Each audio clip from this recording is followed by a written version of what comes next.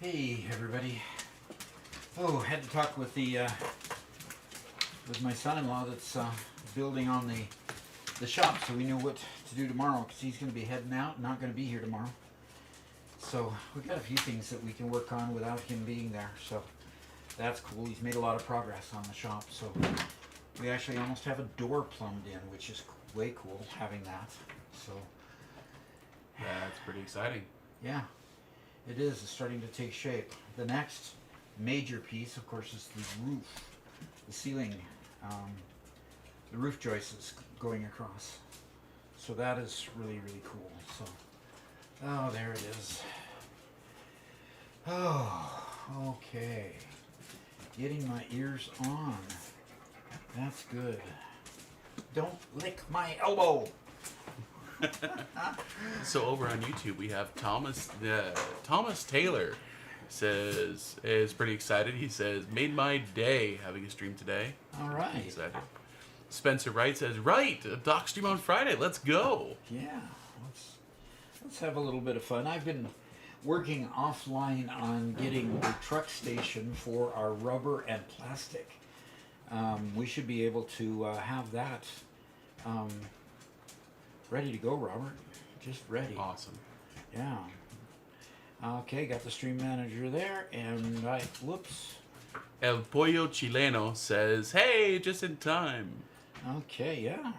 And Grant says, first time catching a stream. I'm excited to watch. Well, good. Ben, you redeemed a Butterfinger. I'm gonna go ahead and refund that. I just took my wife out to a steakhouse for lunch for kind of a date. Whoa. And I am full. Don't redeem it, just pass it over to me. Okay, fine. I can do that. And Robert gets his sly laugh. There. Ready, set, coming. Go for it. Perfect shot. All right. How did I love Subnautica 2?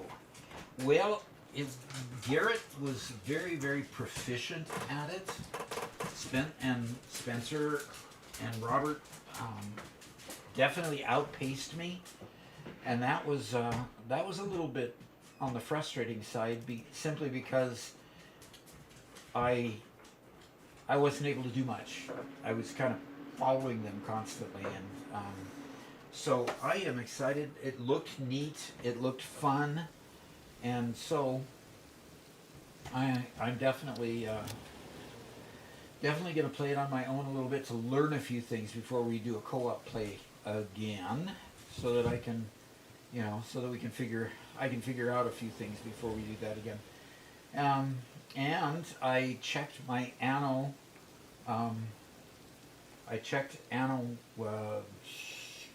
The Roman one, and 117, I believe. Anno 117. Yeah, that's right. Anno 117, and I already had bought the yearly thing, so I already had the DLC that she was talking about without having to purchase it. Awesome. So I made sure that was updated and installed, so we can play Anno 117 here probably next Wednesday. That sounds like a deal. And yes, okay. I did say Wednesday. I think I'm going to slow myself down. I get too tired at the end of 8 hours, so I think I'm going to slim the Tuesday. Oh, we got hit. Oh. I'm on the experimental build homepage where the creature goes across the crosswalk, and every once in a while he gets hit. Anyway, so yeah, I think we'll do Anno 117 on Wednesday with Satisfactory Monday and Thursday, and then possibly something else again on Wednesday, Friday, just to kind of break things up a little bit and see what happens. Doc's rebelling. I'm rebelling. my. Actually, I'm rebelling because my son insisted that I rebel. Wait, So, which son insists that you rebel? You. Wait, Yeah. what? Yes, you. Hey, Spencer, could you get me a Walmart water, please? Get a Walmart water for me, correctly Yes. stated. I can do that. I just couldn't reach my pedal. It got shoved away from me for some reason. Oh, yeah, that happens. Alright, we got peach and mandarin orange. Let's do the Mandarin Orange today. Okay. Have you read all the text there except for Thomas Taylor at the end? Not quite. I like what Mateo says. He says the disparity between the complexity of Doc's beautiful factories and the cinder block bookshelf behind him is really what makes Doc relatable. Yeah. In other words, the reality of the fact that I need a place to put my books, and that was a cheap alternative. It works. So, yes. But next time I'll have my green screen. My green screen just came in the mail. I had to have a differently configured green screen so that I could be farther away from my wall and not just have it against my wall. It was just too far away. So I've got a different green screen that we're going to try for the next stream, and so that ought to be good. Okay. By the way, Spencer, Callsign Wolfman asks for sparkling water as well, if you can. Oh boy. Send him a virtual one. I don't know. This feels like push the top. I'm trying to get it right now. I'm trying to get it. I'm trying hard. Doc, this is a stream. You need to be calm. Oh. Chill. So this feels like a Napoleon Dynamite moment where I'm pretty sure I can throw a pigskin over the mountains. Does not apply to me in throwing Walmart waters. Okay. That's a reference. Well, maybe this will do better. Did I hit you? Uh-oh, he's not talking.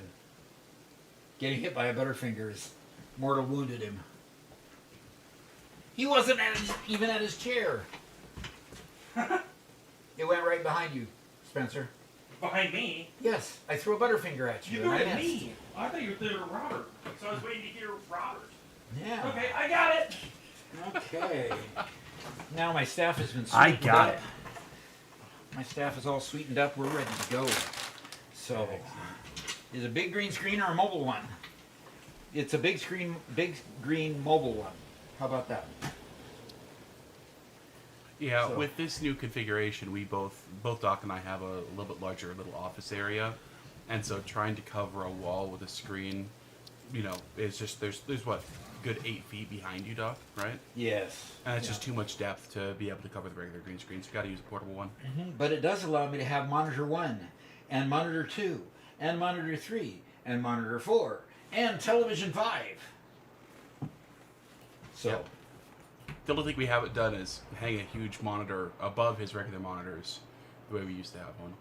Yeah. Which is sad. The big monitor that was above my other monitors is now off to my side and shows me big pictures of airplanes as my wallpapers go by.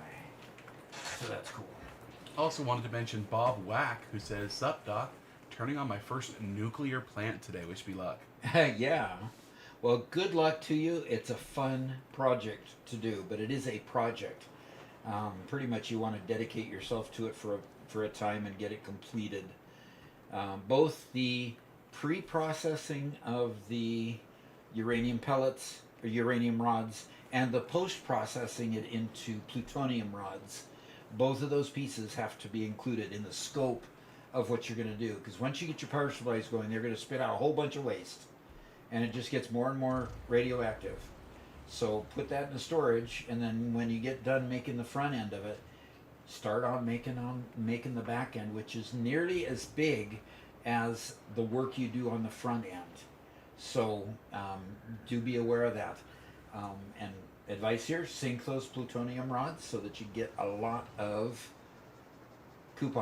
points in the awesome shop for coupons, and that will do. That will serve you well, I'm sure. All right, Robert, I would like to go ahead and figure out why these are not running. But anyway. Can I show you an image from my screen? Oh, sure, go ahead. There. So this truck is currently on autopilot, waiting for his turn. His turn just happened. The problem is, you see, there's nothing in front of him. He's sharing an intersection with all that green back there. That's all a shared intersection, right? Yeah, So it would we're be still- nice to bust those up, wouldn't it?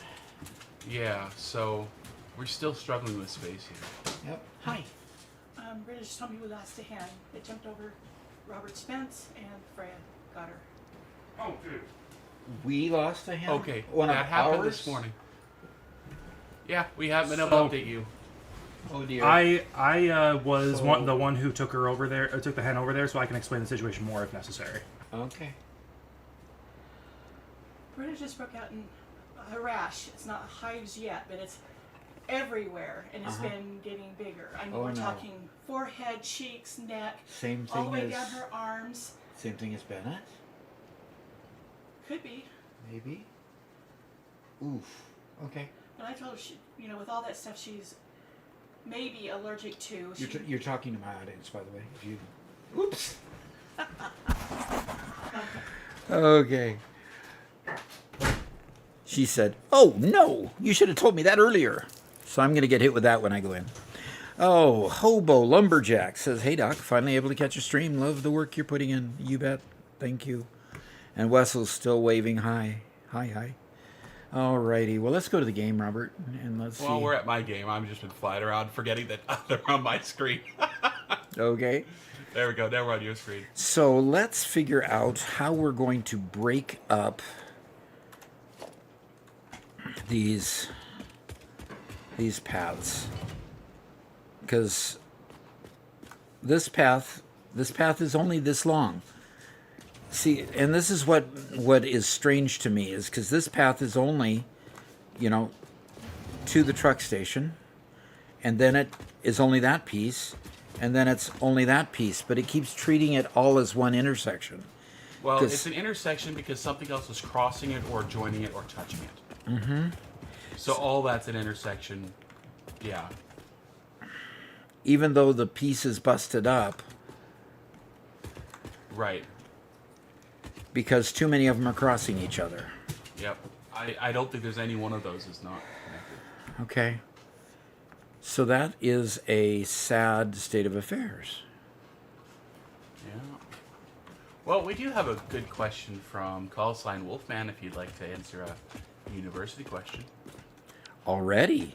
Already got one. All right, call sign. Let's go do it.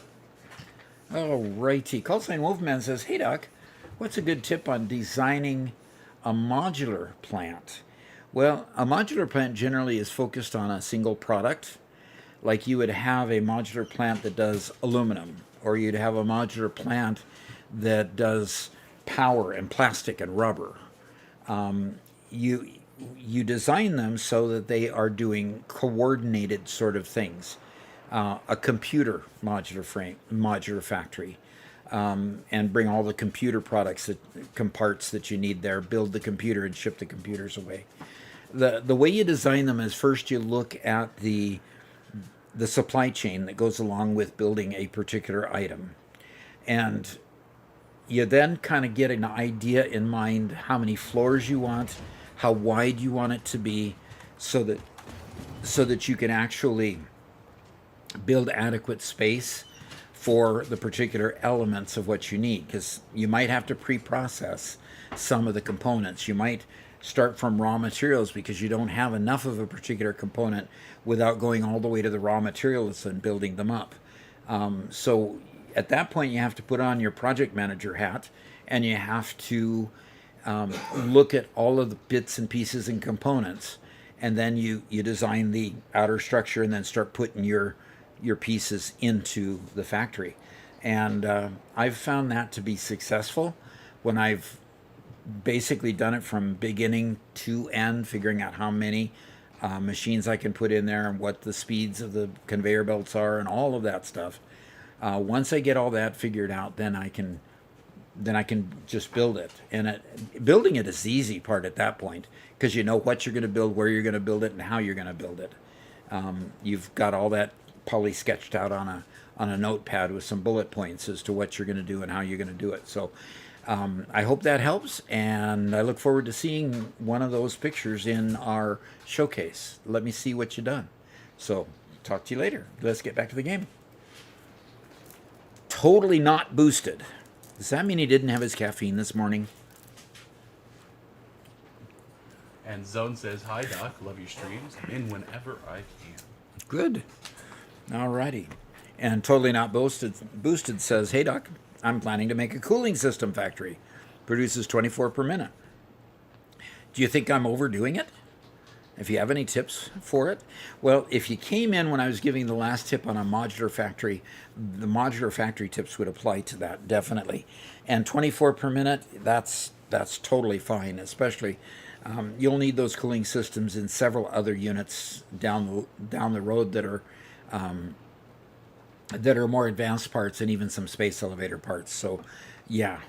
What, Friday? I'm confused. Hello! A bonus stream. Yes, it is a bonus stream. Yes, it is. And it's not members only. And it's not members only. We're letting everybody participate today. All right. And so why are we doing it? Because Doc because I wants us to. can. Because I just wanted to. I'm going to go out to our coal power plant, and I'm going to try to figure out why this guy won't go around the corner. Go around the corner, guy. Okay, so turn him off for a second.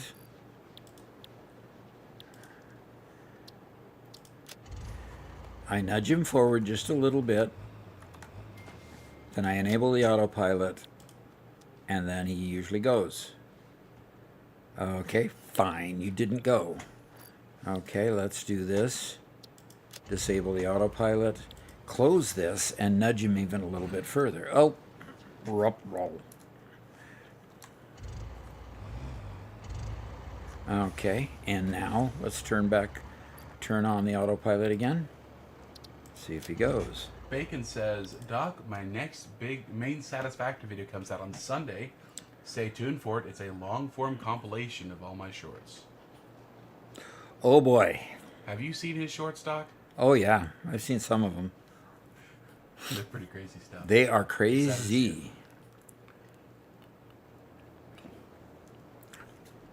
So my truck is deciding to be rebellious.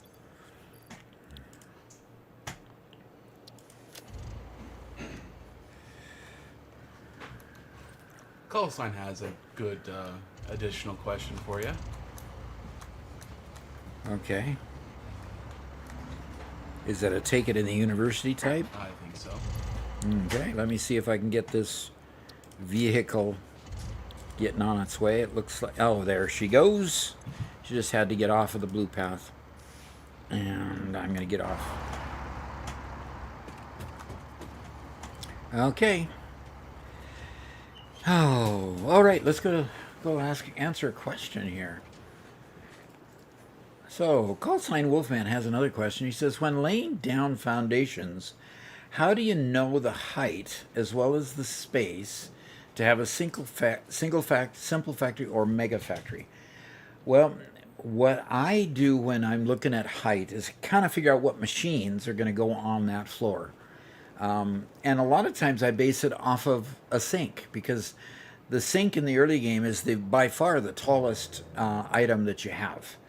And I go to where I've got a sink, and I figure out, if I build over the sink, it's high enough for most everything until I get to the particle accelerator, and maybe a couple other machines. I can't remember them right offhand, but the particle accelerator is one of your really tall ones. So I kind of base it on that, and then I count the number of.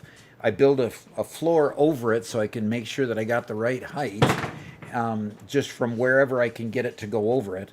And then I count the number of wall spaces upward. And that becomes my standard. So for example, this standard of 6 right here, the 2 lower and the 4 upper, that standard of 6 gets me over my sink. And I have a sink just in here, right there. And it shows that the sink barely touches the antenna going into that platform, but that platform is thick enough that it doesn't go all the way through. And it's only a 1 meter platform, so it doesn't stick through that. And so 6 ends up being my standard for early game. Now, late game, I'll end up going to 8 or 10 for the ceiling height in those because of the particle accelerators and such. So hope that helps, and let's go ahead and get back to the game. And let's go fix the truck. Doggone it. Where's another truck? Okay. And Wolfman, I have to say I appreciate you. He says, I'm just coming up with good questions for Doc. Yes, you are. Good questions. Really appreciate it. And you caught me on a fairly high energy day, which always helps. Okay, so this guy comes in right behind him. And what ends up happening is when you look here, it's on the same blue path. And for some reason, this truck just doesn't want to get off of that part of the blue path. So what do you think we can do about that, Robert? Do you have any ideas? I'm coming to look at this with you. Oh, interesting. So, is there somebody else on this green path? I don't think so. Not even close. No. There's nothing else here. Oh, no. The truck behind him is on the green path. And the green path directly in front of him is the green path the truck behind him is on. Oh That's dear. all one intersection. That's what's okay. So how can we go out here then and and separate those? I'm really wondering how we're going to be able to separate those. Well, let me try one thing real quick. Okay. I'm just shortening this vehicle path so it can have one section that isn't in the intersection. One more section. Okay. So he should move forward a little bit in one. Oh, Where did the other guy go? yeah, he just disappeared. What? Yeah, he just disappeared totally. We didn't delete him. Oh, he's way out here now. Did you disable him? No, I did not. Didn't touch him. Interesting. I know that they do attempt to fix things sometimes. Maybe that fixed teleport him a little bit. Oh, no, Yeah. he's What? trying to get in a different door now. What? He's trying to get in with the copper sheet truck station. Or are these two totally different trucks now? It's two totally different trucks. So we I got- don't know where that truck went. Yeah, I don't know where that truck went either, but this one has, let's see, this one has screws in it. So the screw, yeah, that's the screw one. Okay. So that is the right one. But he's now stuck behind the copper one. Uh-huh. That's on the same green path again. That's on the same green path. Oh my gosh. So, So either they just need a lot more space, or we have to start creating a bunch of little micro roads that are so tiny they're considered separate. yeah. Okay, so one thing that we do have going on here is we have two roads overlapping each other. Mm-hmm. Yeah, you're looking at the same. I'm wondering if these two roads need to be put together. I tried to put them together. You could put the one that's closer to the building together with the one that's farther away. Excuse me. It just needed a wider turn. It needed a wider turn, so that one really can't go closer to the building. Yeah. Bacon says you'll be experts at truck logistics by the time 1.2's out. Yeah, probably will be. And Mark's here. He says, "Hello, Doc. How's Hey. life in the world of builds?" We are doing good. We are doing good. And Major Payne says, "I wish they made it so that when you organized your blueprints, it actually saved them in the folders, same way Windows would make.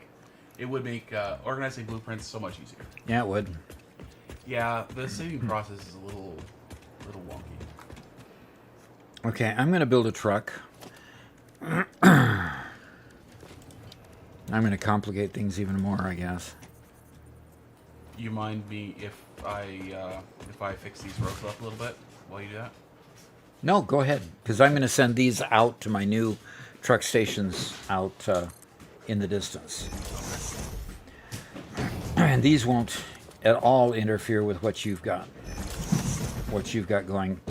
And I've got these two they're going to sit there for a minute while I go get some coal.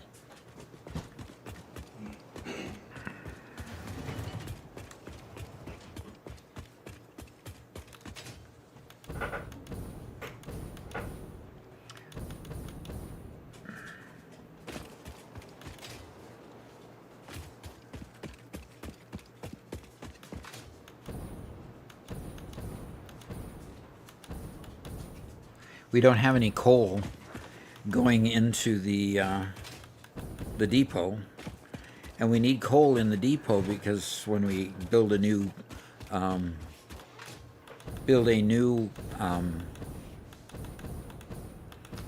truck, we need to be able to put some fuel in it. So I'm going to come over here and I'm going to create a depot.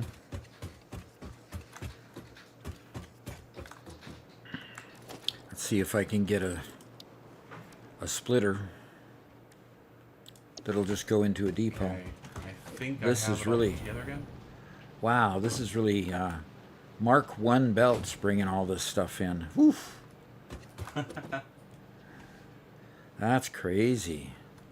And the monkey with trip says, "What's up?" Okay. Was that you, Robert? Yeah, that was me. Wow, that was good. Thank you. I intentionally turned off my microphone for that. I know, I did notice that. So it just bleed over into my mic and work perfectly, right?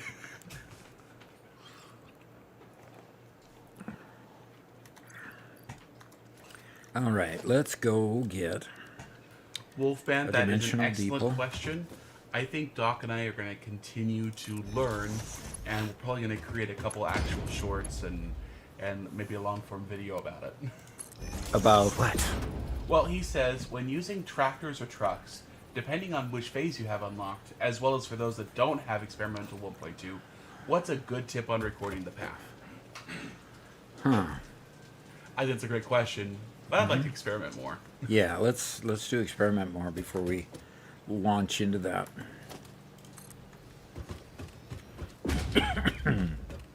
Major Payne says, I'm making my first train line. Is there a way to tell how far to separate your towers to the tracks? Currently, I'm only guessing, and sometimes it's just hit or miss. And sometimes it's like 1 meter before the stupid attachment. Yes, yes. That is frustrating, I know. But no, there's no good way to really tell. No good way to really tell. I'm not sure how far AutoConnect works, but if you make a blueprint with a track on top and do AutoConnect, you can stretch that pretty far. It won't go the max distance, and it's a little bit slower, but it is precise. Okay.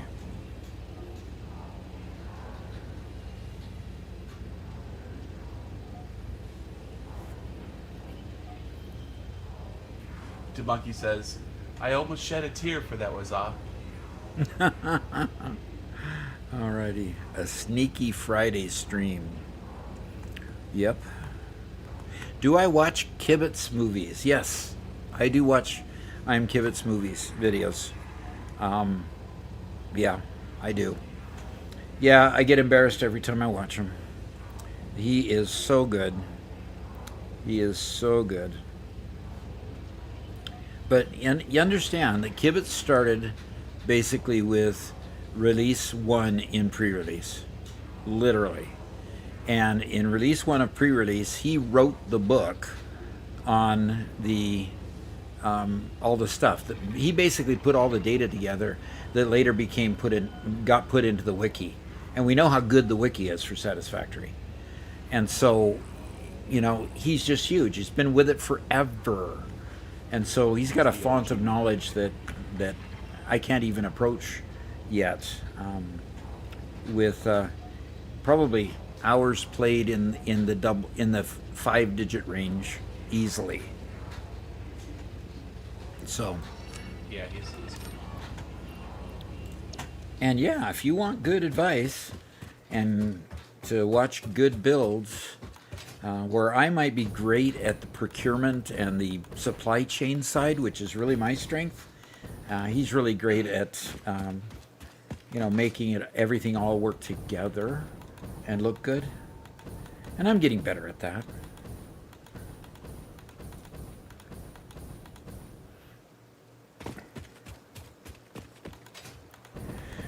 It's raining again, Robert. Isn't it wonderful? This is why we should start in the northern forest. Northern forest, this kind of rain. Ugh. Would be just perfect, huh? Old Champ says, I get embarrassed too. I'm not very good at architecture. Didn't realize I've been playing the game that long. Oh, yeah. He has been around forever.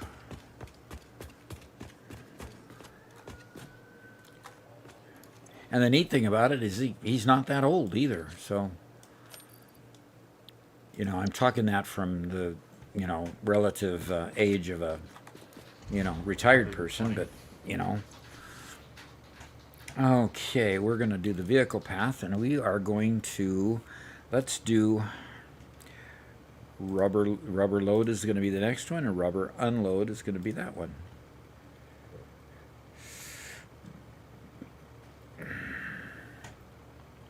Okay, where's my plastic? Okay, I need to go name my plastic one. Obviously, that's not named. And enable the autopilot, and there we go. He's headed off. I'm going to go make sure my plastic unload 2 is named. One Metal Fist says, Doc, Shabbat Shalom. Since when do you guys do Twitch streams on Fridays? Until I decided to today. So, okay, I've got to obviously have a problem with the pathing. because the pathing is not seeing the... Oh, because I probably haven't put it in through the plastic one yet. Okay, let me see. Go to transport, pathing. Nope, I don't have it going into plastic yet. Yeah, I do.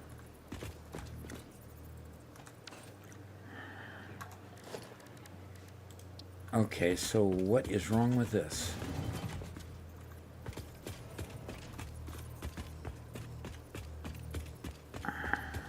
Oh, that's... no. We have a great question from Jacob Mundy.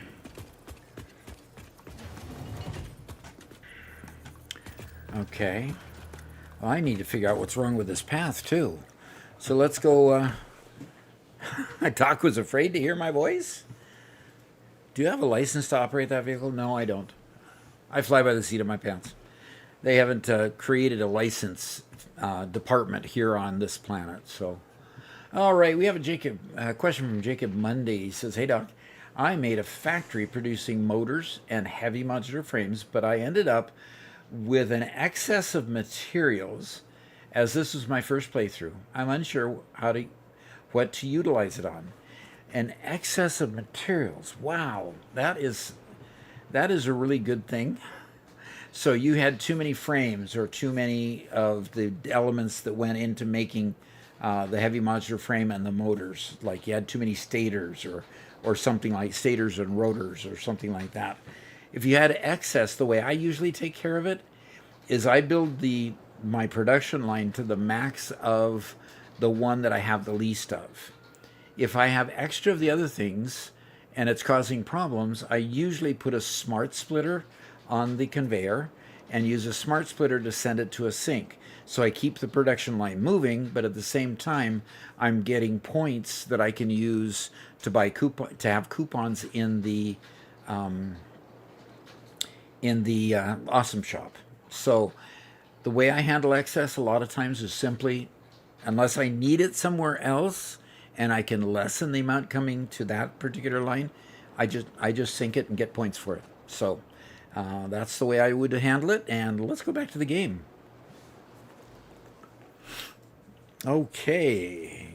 Mark says, "Boyd, Robert, you know what to do."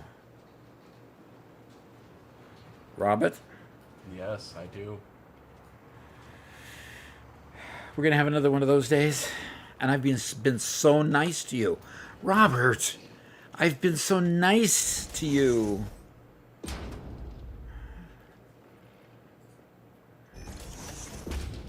This is true. You have been nice to me. I've even been building roads and train stations and truck stations, I mean.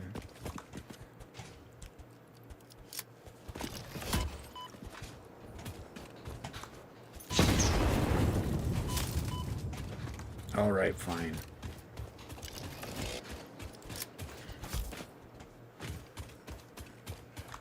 Oh, you can try running away, huh?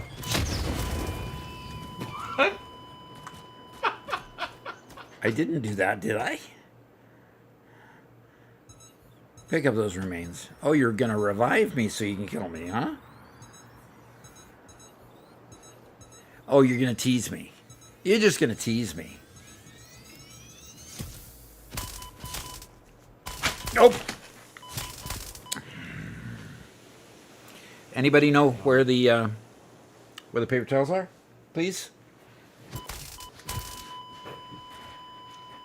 You can't dupe me that easily.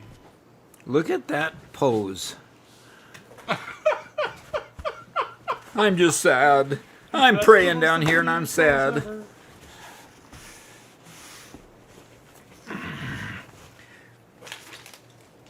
And see, I was so startled by all of that, I spilled my drink all over my desk. I'm sorry.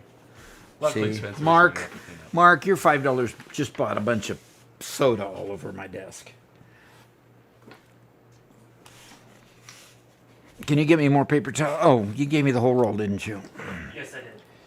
The droid says, "Hey Doc, I got into this game maybe a week ago. Okay. Content has been so amazing to watch. Keep up the great work." You bet. I have fun doing it. Robert has fun doing it too. Most of the time, anyway. I Okay. definitely have fun when I'm paid to kill. Too. Oh, definitely. He has fun when Mark shows up. Dana Meswy, aka Mark.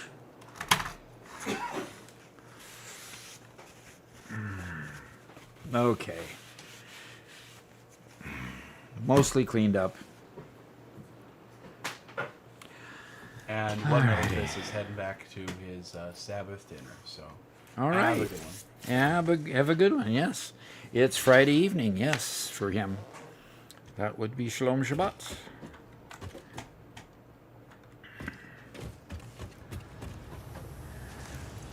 Did you pick up the alien remains by chance? I did, yes. Okay, you can put them in the box. I have marked the, boxes, input alien remains here and everything. I've done all that. That's great. Now I need to. Where is my.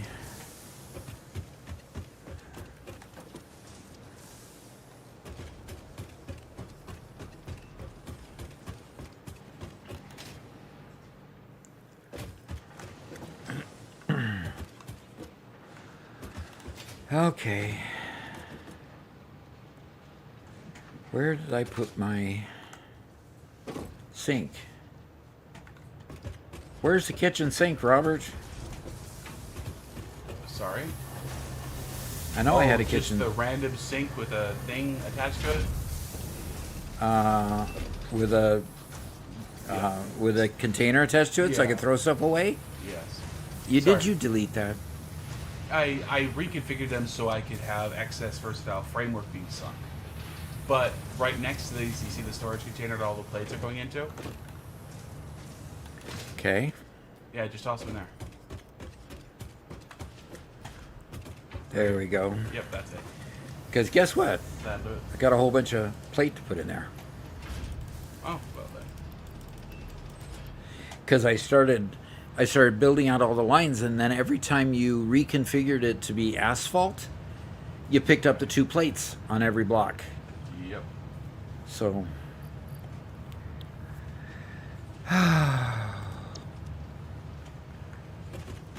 Okay, so that's taken care of.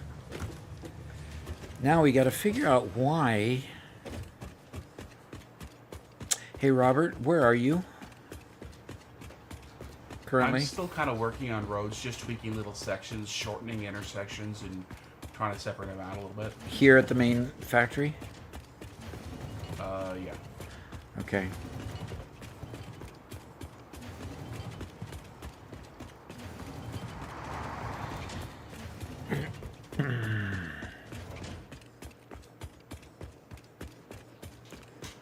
Okay.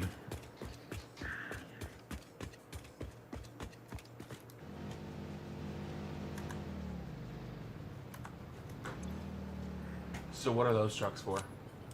Rubber and plastic.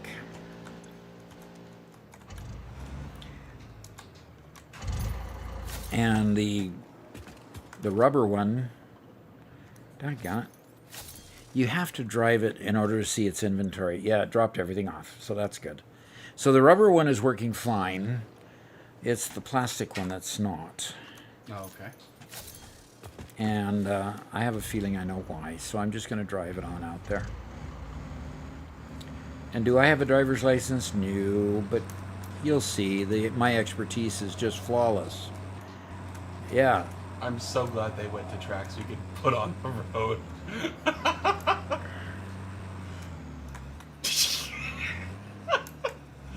Like I said, my driving is flawless. Oh, you don't need to hit me now. Just because I'm being a little bit embellishing of my credentials here.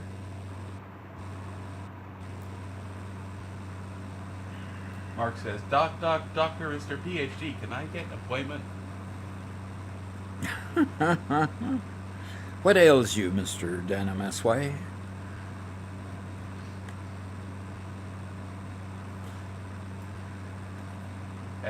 He says, well, Doc, are you ready for, because Mark said so, Mark 2? Almost. I hope it's in version 1.2. Okay, so this is what happens. Okay, so this is what happens at the plastic. Yeah, we need to move those farther away. Okay. Yeah. Off the road. Move what further away? The truck stations need to be off the road. Okay. Because it doesn't matter the fact that it's diverging right there. Every truck behind it will stop because that's all an intersection, right? Yeah, unfortunately. And Chroma says, well, I had a driver's license. And he was licensed for big trucks, too. That's right, he was. I think what I'm going to do is I'm just going to do this. Get out of here. I'm going to do an F9. And I'm just going to delete this one. What just ran into me? What did you do?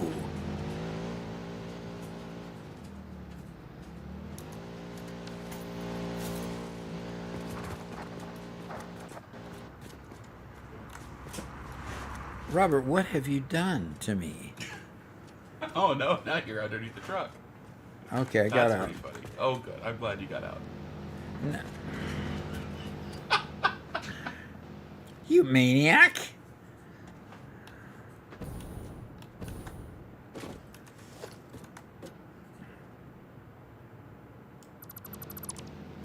Oh, that's cheating. What's cheating? Standing on top of the truck. Now you're gonna hit the truck. Oh, man! It killed me.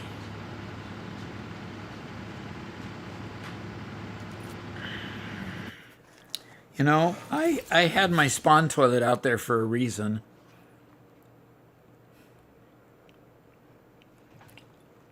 Can I tell you something really weird? What? I didn't hit the truck. What did you do? Did you I use... was turning around trying to get take a new run at you. Mm-hmm. And? And it flew on its own? Oh. A server glitch? Maybe? I don't know. Then again, I should take... It did it. I should take credit for it. So, yeah. It did it with enough force that it just knocked the whole thing off and down. Callson, that is a good question, and we'll take it here in a bit. And Mark says, this new challenge will be open to others to help. So I think, because Mark said so too, probably is a good candidate for our next members world. Okay. Have you been told the details? I've been filled in on some, but it's definitely on the hardest difficulty possible, which we were kind of already talking about for that. Okay, we're not talking about making part cost higher, and I don't mind making elevator costs, space elevator costs more, but I'm really shy about the other. Yeah, I don't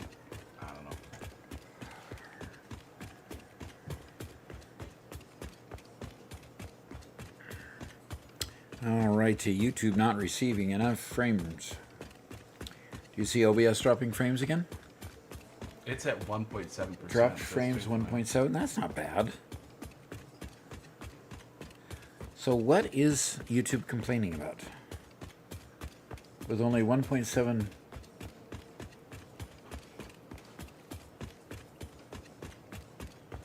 Okay. Yeah, 1.7% drop frames isn't too bad. All right. Come on.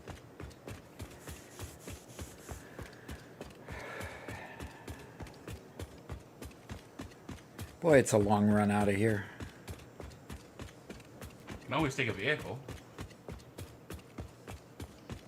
Then I gotta build one. Just like you did.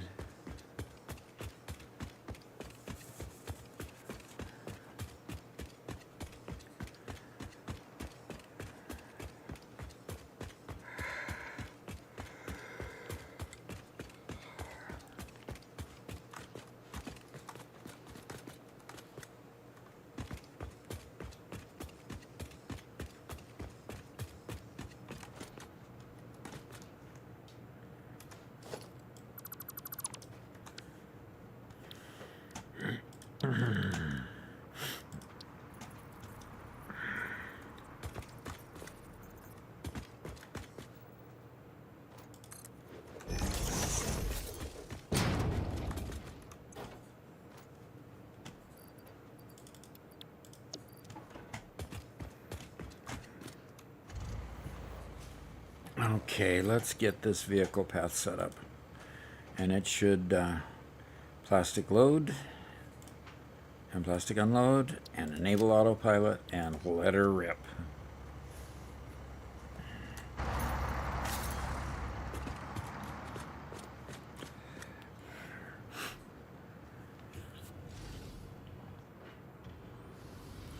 Mark asked, can you, is it possible to show all the available settings for 1.2 for World Gen? Is that possible in-game?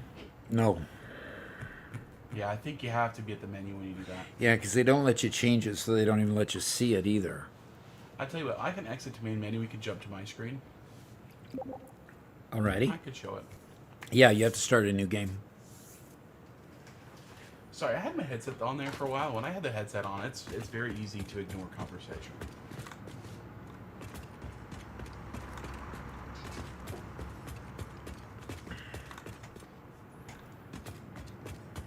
Good.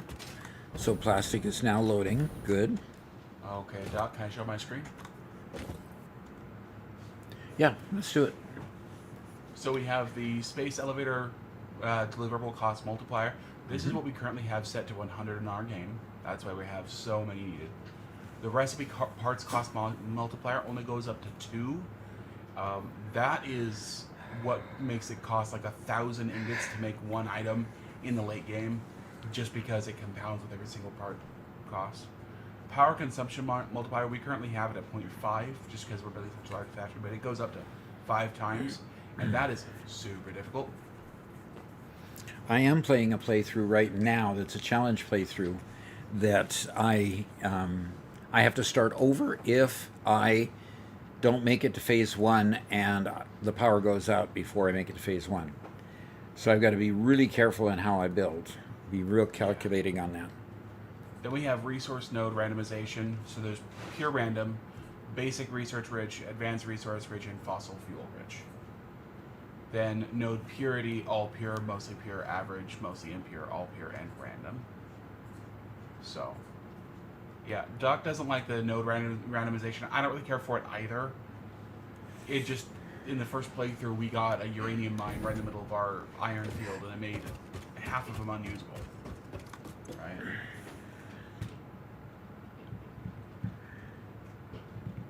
And then, of course, you can always use a seed. If you're doing random, you can always use a seed. That helps.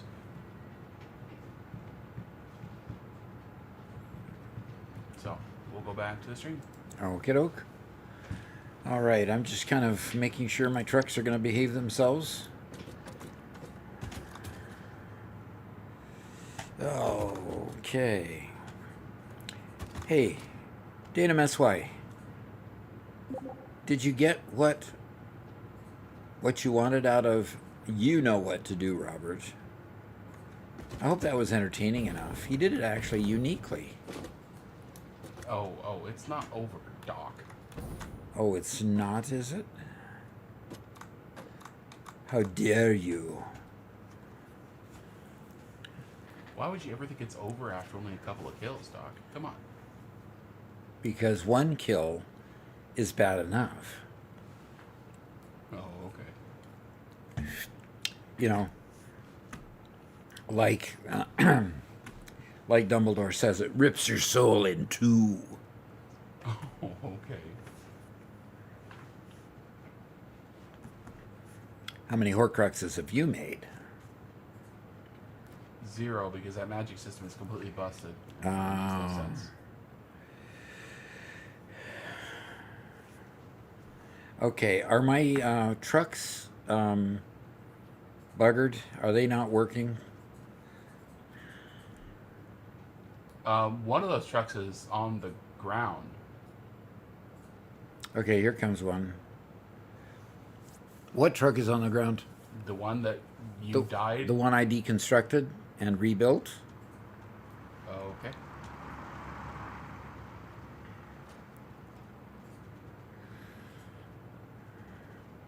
All right, the rubber truck has come by. All right, I think I can go and hook up the, there comes the plastic truck. See, that Way makes cool. sense, Achroma. He says It only rips out your soul if it's done in cold blood. Obviously, I did mine for the entertainment of it, so it was not done in cold blood. Oh, so that makes it okay, huh? I get it. I get it. Doc's one of these silly people that still enjoys Harry Potter. How dare he? I do still enjoy Harry Potter. And right now it's on my mind because Mama Doc is listening through it all over again. For about the 20th time. Those original Jim Dale audiobooks were really good. Yep. Jim Dale is a treasure. All the way from when he appeared in that dragon movie, Pete's Dragon. What? Don't. Really?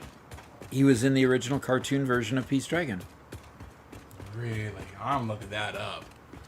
Yeah, he was the snake venom peddler, the snake oil salesman. Hot dog. Yeah, and once you realize it, you hear his voice. Yeah? Yeah, absolutely. You know, especially when he talks to the woman that got overly plump. And she said, I took your diet medicine and look at me now. And he says, But there's so much more to love. Exactly. You got it. Okay.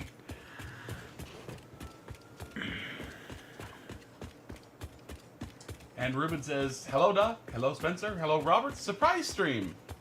It is. Yep. We did Subnautica yesterday, so I kind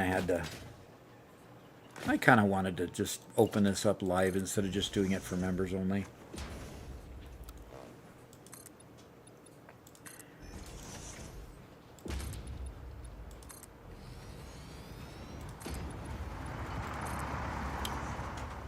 Okay. I got run over. Mama got run over by a reindeer. No. Don't sing that. No, cross junctions and T junctions are not replaceable. Like, you can't hold control and replace one over the other. Oh. So all the old things that we did before we had T-junctions are permanent? Yeah, I mean, it's just a simple deconstruct and reconstruct. I was just hoping to quickly replace something. Yeah, that would be nice.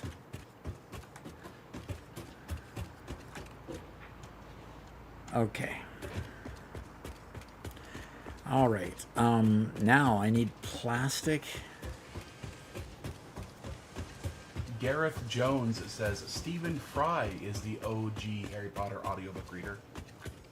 I've listened to him, and the quality is just not near the same. Honestly, I can't stand his voice, to be honest. The OG? What's the OG? The original. He might have done it first, but Jim Dale did it better. So there was an audiobook before Jim Dale's audiobooks? I don't remember for sure if which one came first, but going based off of his claim, yes, there is two, but I think Jim Dale's is better. I think Stephen Fry did the British version, and Jim Dale did the Scholastic edition. Even though Jim Dale is a Brit. Yeah, that's what my guess is. Mm-hmm. I mean, we started listening to the Jim Dale versions back when the books were still being published, right? So I mean, both of them are really close. All really, right. really close. Okay. Who narrated the Harry Potter audiobooks? And the only... Okay. Okay, and it says Jim Dale. And then Audible, on the Audible thing, he says there is... Here, let me pull it over on the screen. There's a Jim Dale version and a Stephen Fry version. And when were they created? Good question.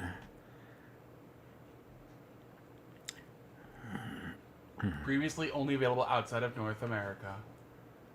So yeah, that's exactly what it was. Jim Dale was the international reader. Yep. Okay. Interesting. So Jim Dale was the one distributed in the North American continent. And Stephen Fry everywhere else. Interesting. Okay. I bet you that's an extension of whatever contract that Scholastic got when distributing the books, or it's some contract negotiation. Probably. Well, I mean that'd be cool. I like Stephen Fry, and I'm not exactly in love with Harry Potter anyway, so. Do I know who Stephen Fry is? Oh, you definitely do. I definitely do. Okay.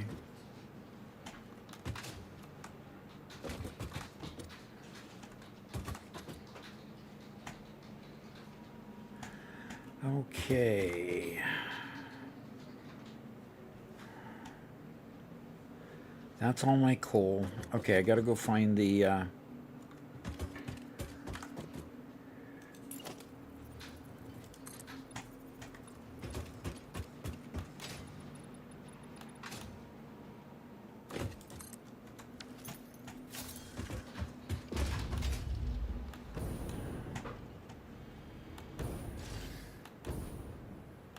I'm trying to figure out what you would know him for the best. Okay.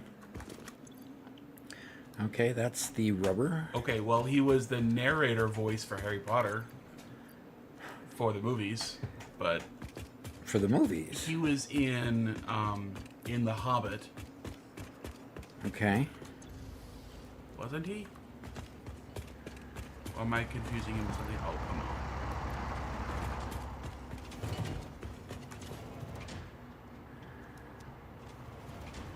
Well, doggone it. Where's the plastic line supposed to Maybe be? he wasn't in there? Ouch! Watch where I'm going, I guess. Plastic is supposed to be this one. Yeah, he was. He was the master of Lake Town. So you'll know him from that. I've got rubber going in plastic. I remember that name now. Yeah. I've got rubber going in the Good plastic. guy, good line. actor. I mean, not Yeah, necessarily I- a good guy. I know him from a lot of non-acting stuff. I don't know his acting repertoire nearly as well.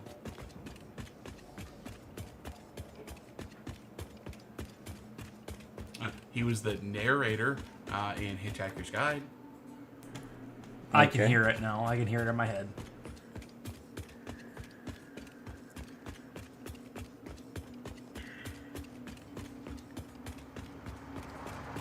He does have a very good narrator voice.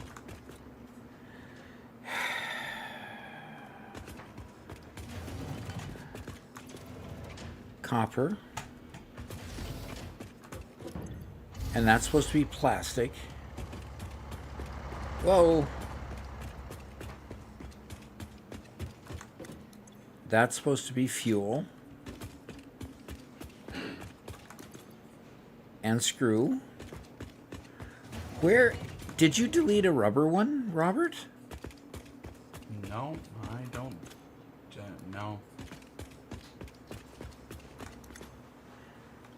Because I don't even have a sign for it yet. I've got a truck that supposedly...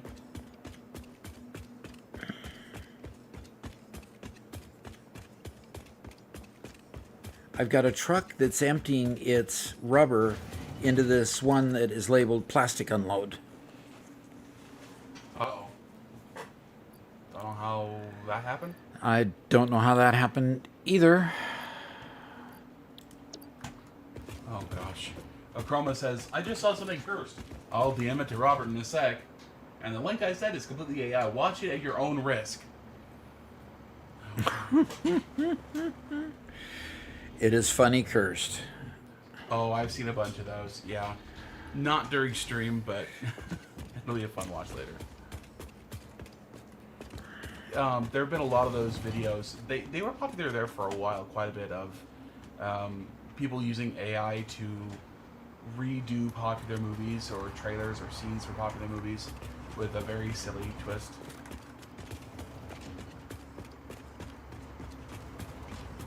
Someone did a rendition of Harry Potter, except they were all like super buff weightlifters, which was super funny.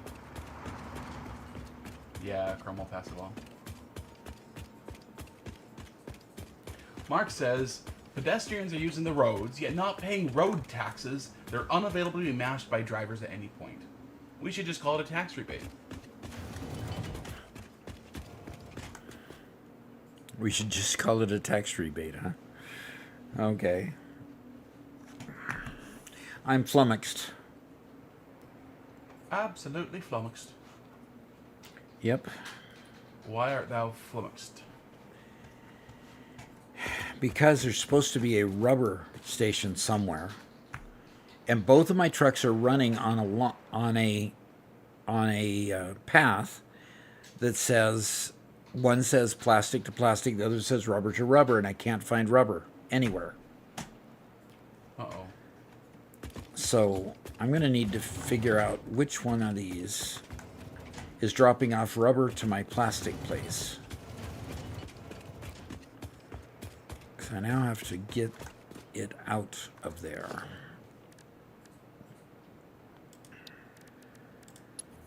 Okroma says, if I'm towing 4 vehicles, should I get a tax rebate for carpooling?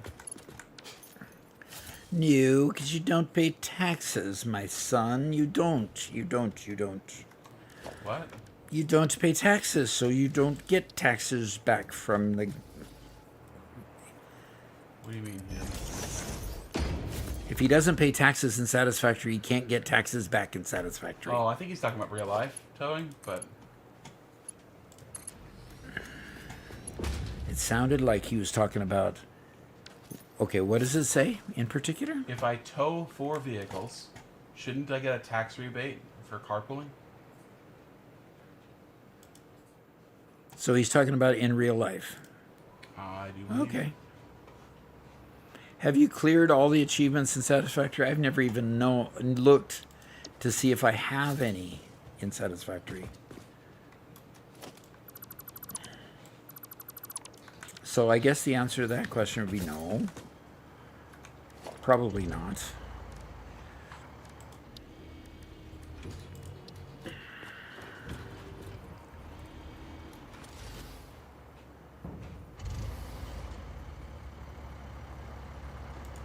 So,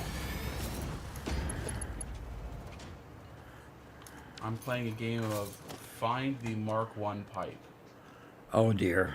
You got some slow moving stuff. We have, oh, there it is. Wait, no, maybe? I can't tell. I have just these tiny little sections all over the place. Yep, found it. Okay. I would like to show it on stream, Doc. All right. This is amusing. Okay. Spot the Mark 1 pipe. We don't care about this pipe right here. Right. We only care about this pipe. Right. Yeah, see it? I don't. Oh, That right dear, that's hidden. Yep. Okay, good. Maybe. So we're going to upgrade that little piece of pipe Yep. there. And basically this was showing flow rate of 300. Uh-huh. And so even though I looked through all of these guys, Uh-huh. you know, it's like by the time we got to here, there was just no flow whatsoever. Okay. So now we're starting to get it. So anyway, I was just looking down here and most of these machines were off Okay. entirely. So Well, thank you for finding that. yep.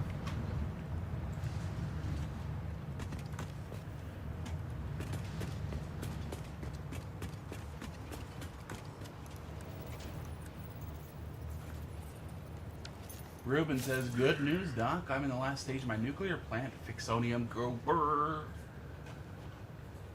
Oof. Okay. That's a lot of work you've been doing there.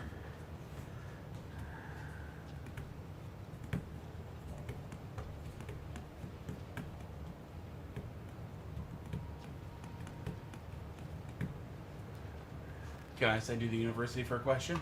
Sure, I'm waiting for a truck to come in, so that's fine. Okay, another call sign Wolfman question. It says, when making a mega factory, making motors, and how many miners do you use, or do you just run one miner and max the power shards on it? I run miners and max the power shards on them anyway, especially as I start getting toward the end game and I've got conveyor belts that can handle it. For example, if I've got a Mark III miner on a pure node, it's going to run 1,200 items per minute. I would max if it's maxed out. Whatever combination you have, whether it's a normal node with a Mark II or a pure node with a Mark I or whatever combination, I always power shard it to what my belt can handle, taking it out of the machine.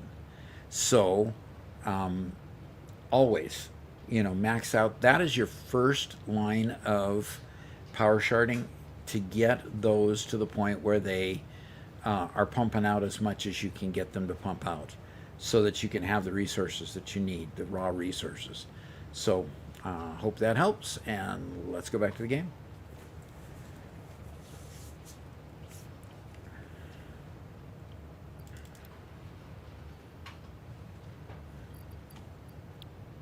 So Chroma actually built a special world just for clearing achievements in Satisfactory. Just for clearing achievements, huh? Unfortunately, the world we progressed the most, or at least that we spent the most time in, was done with cheats on, so we could have a spectator camera, which invalidated getting any achievements. Right.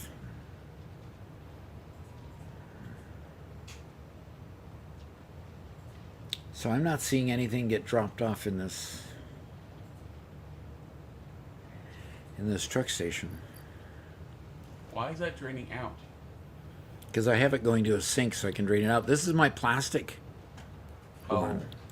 It shouldn't have had any rubber in it. And if I could figure out where the rubber one was supposed to be, I would wonderfully like to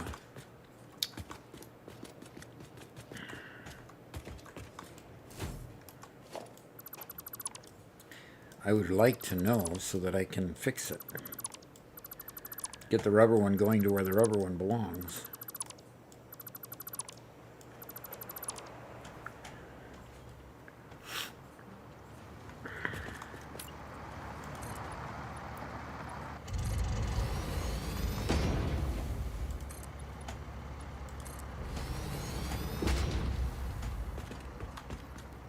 hey Thomas, I'm not sure what path you're talking about. Is there a particular path you're thinking about when you say that? And that one's dropping off rubber. Dropping off rubber There's to some my... plastic. And there's some plastic. Okay, so that's what happened. The rubber one got here first, and so I wasn't seeing any plastic get here because of that. Okay.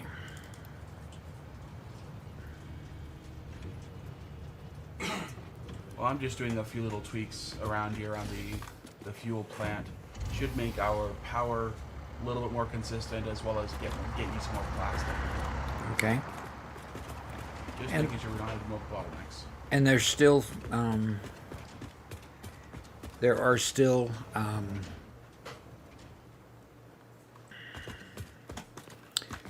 two more nodes to build power and plastic and rubber on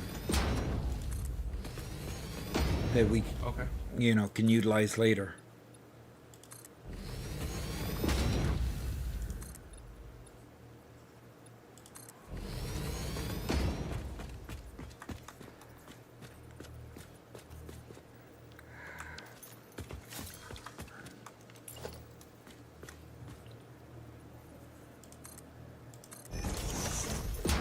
Okay. Robert, have you watched Manifest all the way through? I don't think so. Has anybody here watched Manifest all the way through?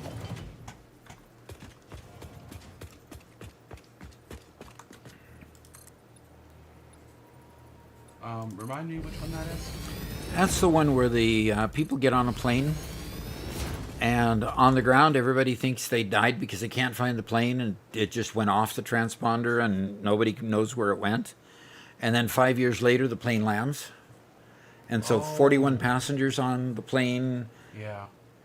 have 5 years of their lives that just kind of disappeared. Everybody else kept going forward and they kind of stayed frozen in time, so to speak.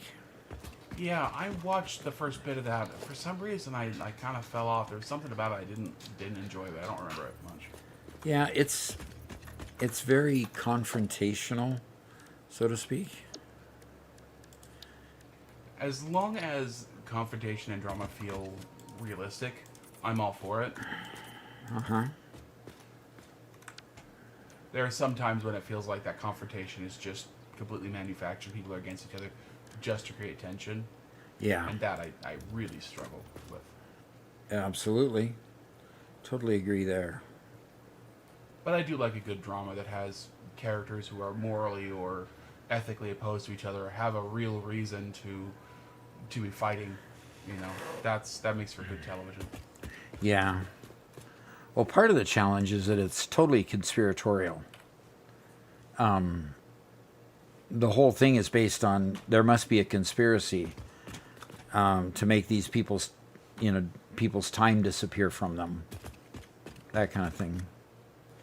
Okay, so yeah, Gareth saw a couple episodes. It didn't catch his interest. Yeah. Okay. Have you been watching it lately? Yeah, I have. It's not catching Mom's interest too much. She'd still rather watch the baking shows. Okay, well, you know. Yeah, exactly.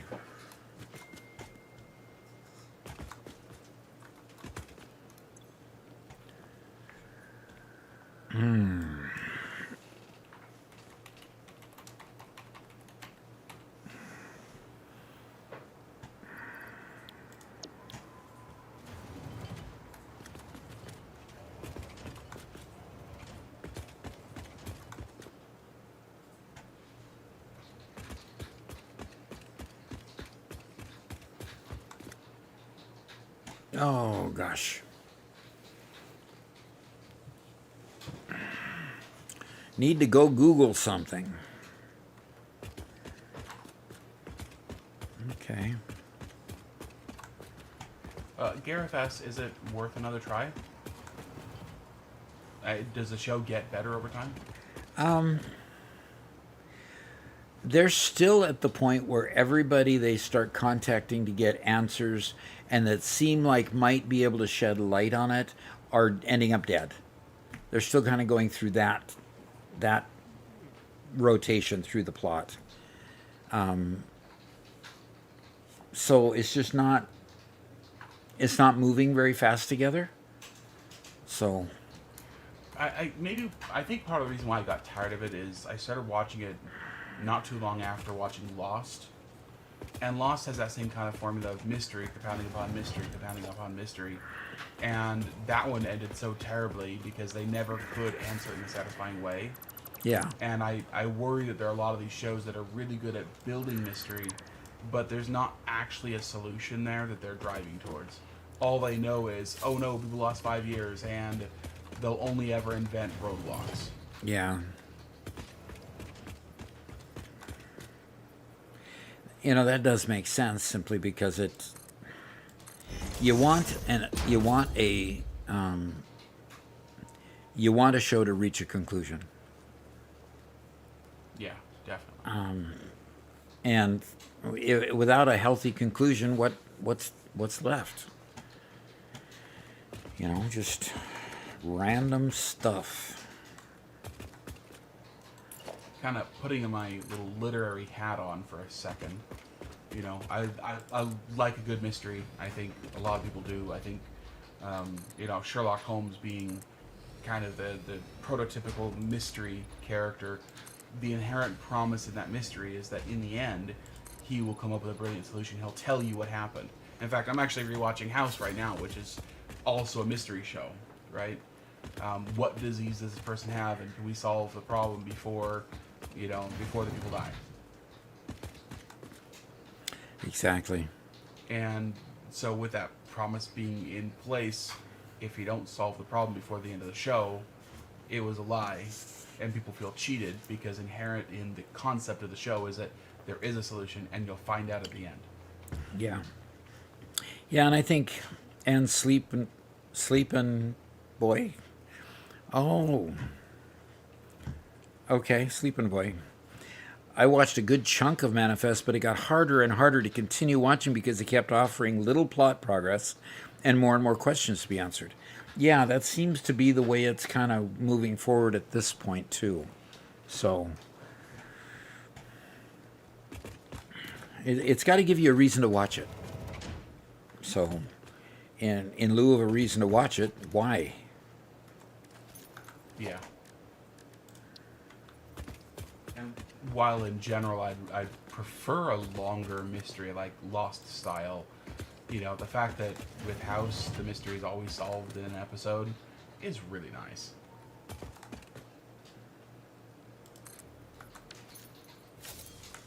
And Mantrid's here, says good afternoon, Doc and Sons. Mm-hmm. Good afternoon to you. Gareth says, I don't like conspiracy theories. It's hard for me to suspend disbelief when others, this is actually true. Could never do, like X-Files. Oh, X-Files was one of my favorite. Well, you know, to some degree, I kind of, I somewhat agree with that or can sympathize with that. Like, Doc, you and Mama Doc also enjoyed watching, what was it called? Skinwalker Ranch? Yeah, like Skinwalker Ranch. And to me, I was like, no, it's all fake. Stop. They're playing around and it's dumb and nothing ever happens. But you guys still enjoyed the fiction of it. Yeah. Real or not, you still enjoyed it. Yep. Waiting for another season to happen now. Ruben asks, is Garrett around? He's not around at this point. No, siree. I've been talking with him all morning, getting our server tuned up, but... Have you got the API working yet? No. Oh, darn. It was throwing a whole bunch of errors on him, so he had to disable it, which was causing errors on my end. But yeah, we're working on it. Okay.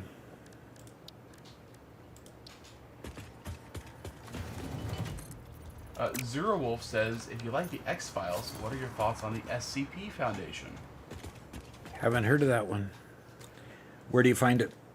SCP Foundation is a creative writing project that exists entirely online in its own little wiki-like format, where anybody can submit an article on some strange happening or phenomenon or object or thing, and it's compiled sort of X-Files-like, and they all interact with each other and stuff. There's a lot of video games people have made around it. Garrett loves it. Absolutely adores it. I've read a couple, but it doesn't... Yeah. Some of it's really cool, some of it just... There's too much dumb there. And if you are okay with the dumb, fun stuff, then you're okay with the whole thing. In my mind, it's like, I want to ignore all the dumb, fun stuff and just have the cool, creepy stuff. But it's an open writing project, so I can't do that. Okay.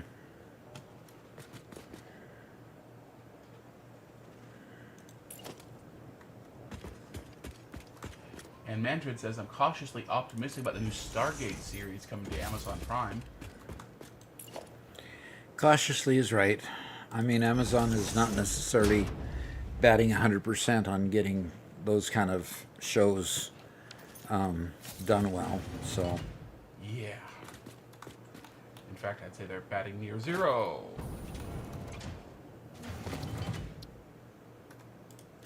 They took Robert Jordan's series and made it so generic feeling that, you know, everyone I know who's a big fan of the series, which I didn't read the series, just doesn't like it at all.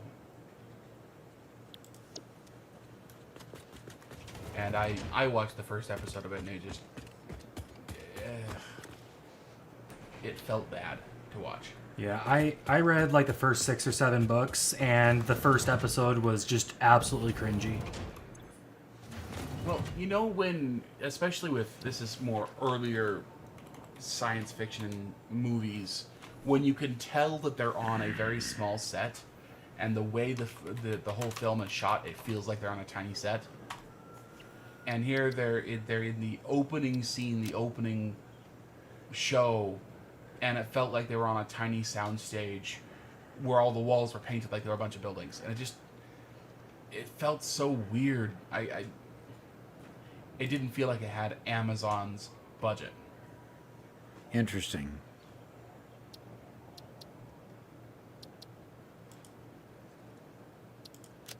That's Wheel of Time. Took me a moment to remember the name. Okay, what have I done here to make this one so wacko? Let me just close it and show you. Very wacko. It doesn't show it here.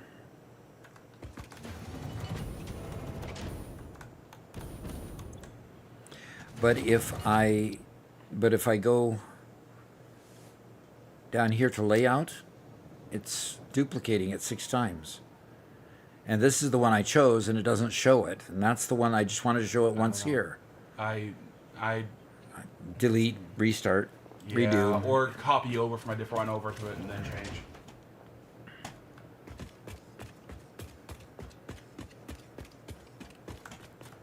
Thick Skull says, how's the factory design coming? It's going fairly well.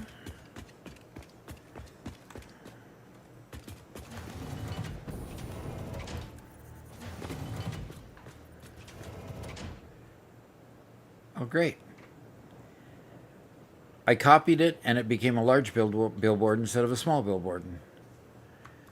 Oh, this is being funky. Now it copies a small billboard.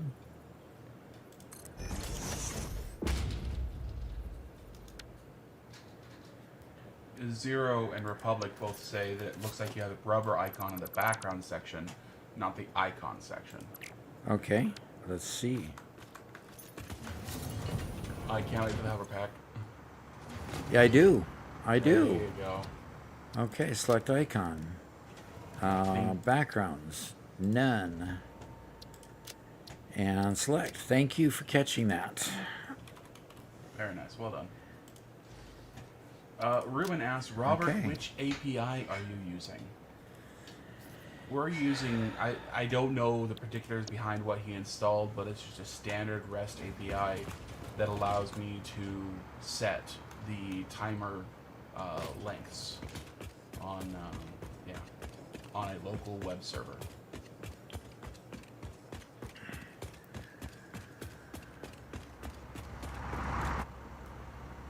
Mark says, Doc, I've sent the settings to Robert and added an issue.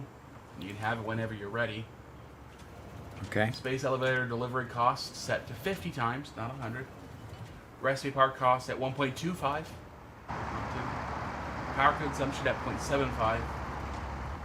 No randomization, but advanced resource rich, all impure.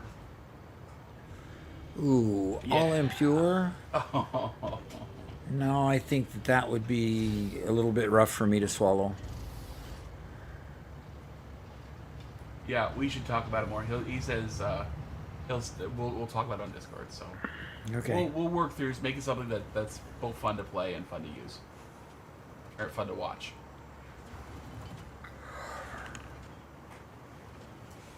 Oh, Chroma, of course, votes for all the hardest settings for everything. Yeah, I can imagine he would. Okay, so why are you going so slow? I haven't put fuel in. I put fuel in plastic, yes. I haven't put fuel in the rubber one yet.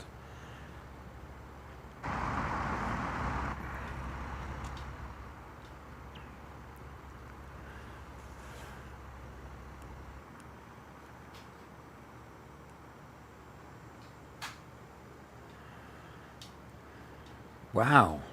Do they really have to travel this slow?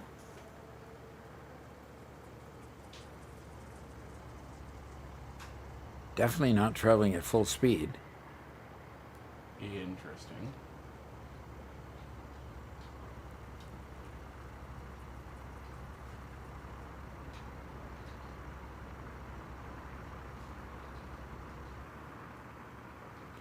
And what is the lines on the road?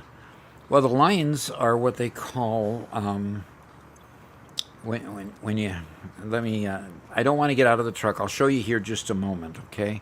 if you go to your build gun, there's a customization tab. Okay, so where's my other truck? Where's my truck stations? What?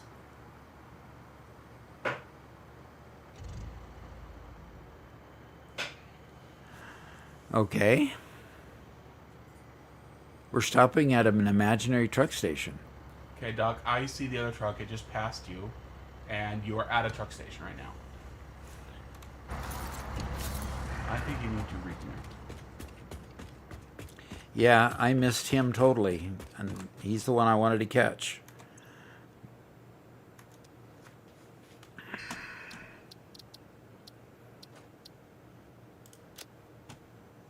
Do you think I need to exit to main menu or totally to desktop? I'm going to just go to the desktop. Okay.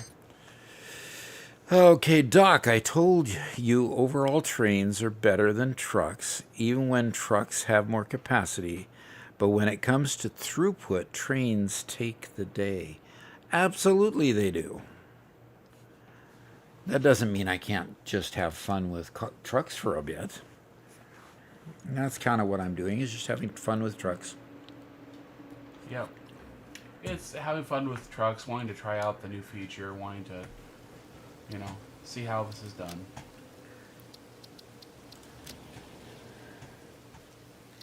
Okay, so I'm going to show you where those things are before I forget about it. So, Mr. Spike, I'll get right to it.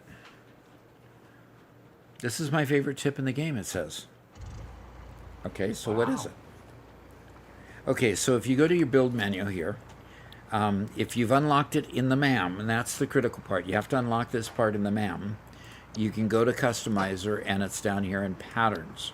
And you have to buy the patterns. The pattern set in the MAM. No, shop. In the shop. Oh, not in the MAM. What am I saying? You buy it in the awesome shop. That's what my brain was thinking. My mouth just didn't catch up. Sorry about that. So, and here's the center dotted line that we used over here. And the side line here is what we used over here on the side of the road. So, lots of different patterns. This is all your vehicle patterns, and you buy the different patterns that you want. Okay, so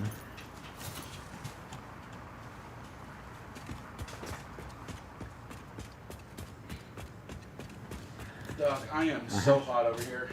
well, yeah, turn it down then. Do the best you can to turn it down. Put it on swing. It looks like it's not swinging anymore. There it goes.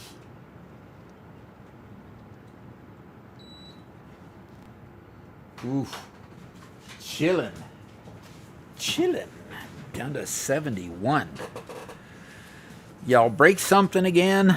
I'm going to come over here and hang out with you until I cool off. That sounds like a great idea. That sounds like you brought the dogs with you. I did. As soon as I got up, they both woke up. They're sleeping underneath my table now. And now since you're not there, they got to look for somebody to be with. Oh, yeah. You have to purchase them in the purchase. You have it. Doc, do you have a MAM for sale? Laugh out loud. Or can I purchase Robert's MAM?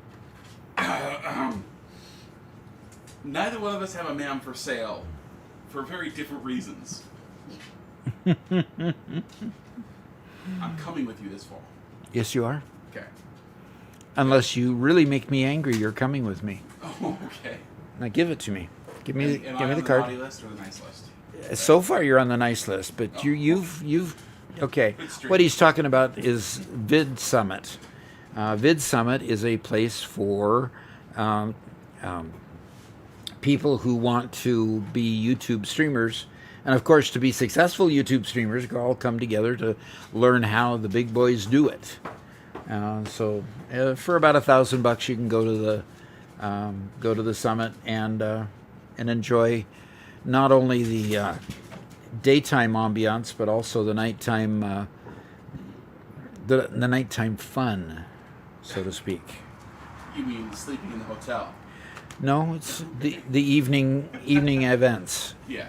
So I'm going to catch that truck and find out where it's going. Last year, Doc went alone But he came back, and that came back, and we immediately came up with a Q&A idea. Uh-huh. So that's why we go to Doc University. And Yeah. It's toasty over here too, so you're not alone being over there for you froze me out yesterday, but I don't know why it was so freaking cold yesterday. Oh, man. Okay, which means I can actually turn on the... Oh, wait a minute. Come on. I was supposed to be in that truck. I'm chasing the truck. Distracting you over here. Yeah, no kidding. So I'm going to run after the truck, see if it slows down. We might need to because we have dogs here. We're checking that filter like every week. Probably ought to. Is it on my side or your side? Oh, that filter up there. That Okay. filter. That other filter, yes, every week. And man, it gets so full. I am just tapping it out every, 2 or 3 times, then changing them, Okay, tell me when you're out of filters because they take a bit to order. Okay, will do. We still have like 3 left. All right. Garrett has a MAM for sale. Acroma says. So let's go get a MAM from Garrett. From Garrett? We can buy a bunch of things with awesome coupons. Garrett has a canine man for sale, maybe. Oh. But that's the only one Garrett's got. That's true.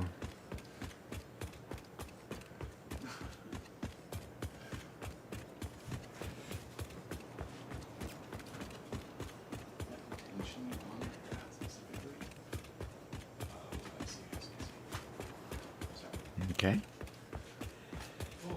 Well, I'm not completely catching up to the truck, but Got a slide jump to catch up.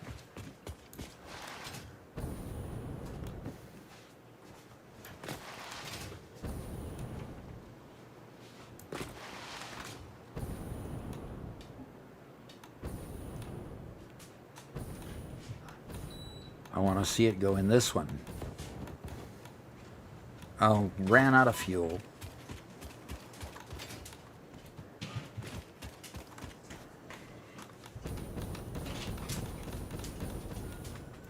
No, it did not come in this one.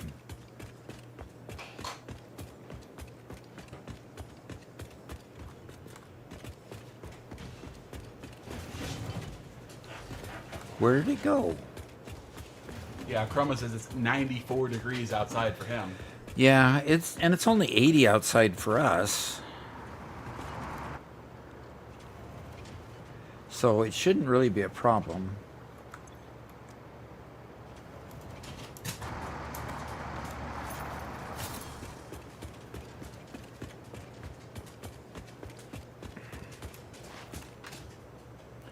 El Pollo Chileno says, I personally ended up using quite a few drone stations and just 3 point-to-point trains and no trucks.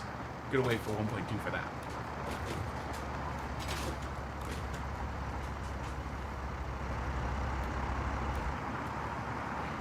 Well, this is interesting. Wee bit bugged.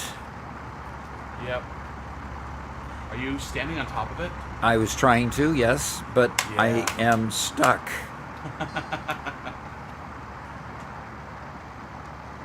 I mean, it's continuing to drive along slowly, but It's just pushing you. Hey, Doc. Don't tell me I've got to go to the university when I'm doing this. No, Doc. Look at there. Mark I am. just donated 50 pounds. 50 pounds, Mark. I think he said so because Mark said so too. Wow, Mark, you humble me. You definitely humble me. So we're not going to start on that world today, but we will talk with you in private and we'll make sure everything's worked out and we get everything right, okay? Okay. That will be... And that will be a community world, right? Yes, sir. All right. That will be a community world that everybody will help join on.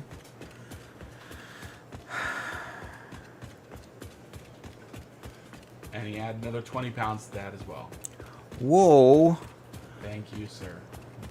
Boy, you made the month. Definitely you made the month. I appreciate that so much. Republic of Pixel says, hey, Doc, how do you decide what to put on your hotbar? Those are just the ones that I've kind of standardized on because I use those the most. I actually don't use 3 much, the power pole. Although it is a Mark II power pole, it's nice having it there when... I did it. I got on it. Now let's see what it is set to do. It is set to go to plastic unload for some reason.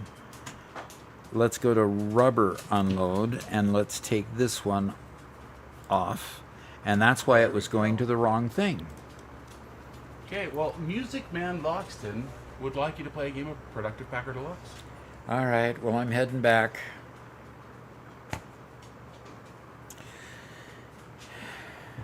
He wants me to embarrass myself, obviously, again. Yes, sir.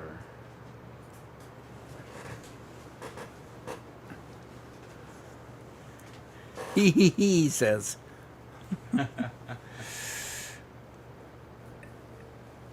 And Ruben says, Doc, please make use of YouTube's community feature to make posts and keep in touch more. I do need to improve on that. Mark says, it's all for good cause. And Robert, that second part is for your dedication towards Dog's streaming system. Well, I appreciate that. Robert has a surprise coming up that I don't want to tell him about. Oh, okay. Cool. Yep. It goes slow over the bumps, Robert. For some What a reason. Safe driver. It follows OSHA regulations. You know, it doesn't become airborne going over the bumps. That's a little bit disappointing. But okay. It is. Yeah, it's very disappointing, actually. Okay, now it should go in this first door. Or the second door there. And you'll notice I was able to separate And those it is. junctions a little bit. Yes, you which is did. nice. Okay. And it went in without... Well, it went into an invisible train station, too, so, you know... Are your stations still invisible? That one is. Interesting. It's struggling to hit it. Oh, and it's probably not even set to unload. Doggone it. I forgot to set it to unload.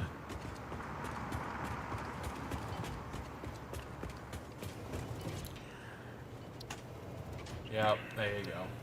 Yep. Garrett Okay. says, Robert, you're adopted. Surprise! Thanks, bud.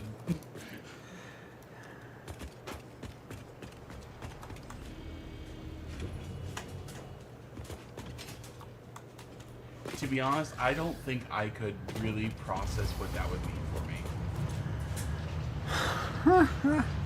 Yeah.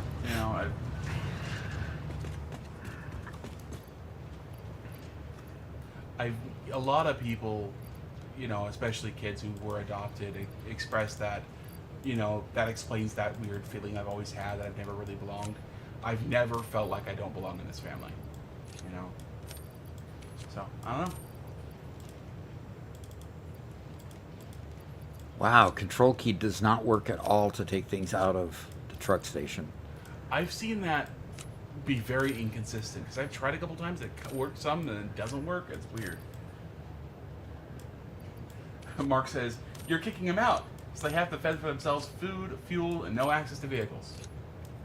And Calico Slim says, Robert, you're adopted. Have your bags packed by 5. Your new parents will be here then.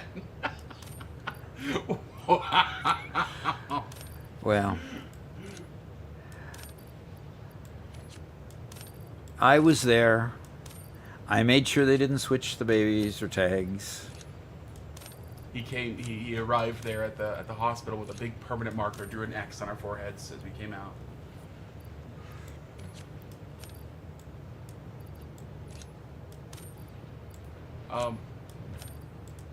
Never mind.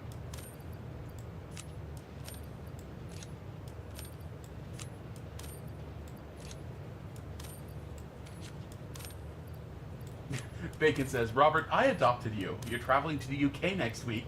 You'll be required for testing in my factory for the foreseeable future. Oh, gosh. Factory See, there's people who want you, Robert, I appreciate that. including Yeah, me. including Mark too. He says, "I'll buy that for $1."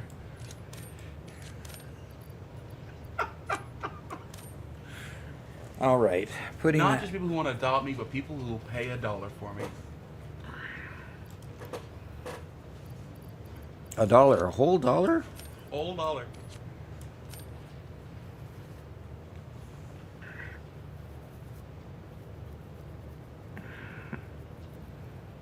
I need a computer architect. An architect that uses a computer or somebody who can design computers?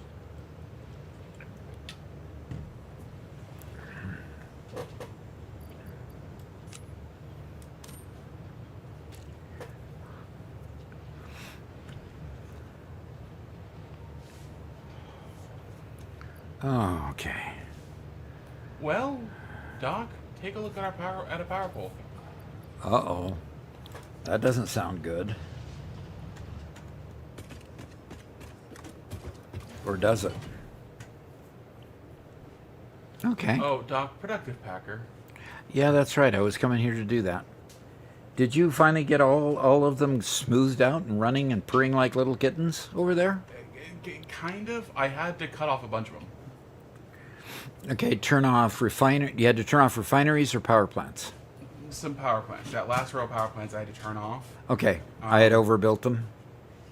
Yeah, what happened is you overbuilt the refineries they take from oil residue to fuel, and then you built fuel plants based on the number of refineries. Ah, So, yeah. okay, so, you might as well just delete it and get it balanced.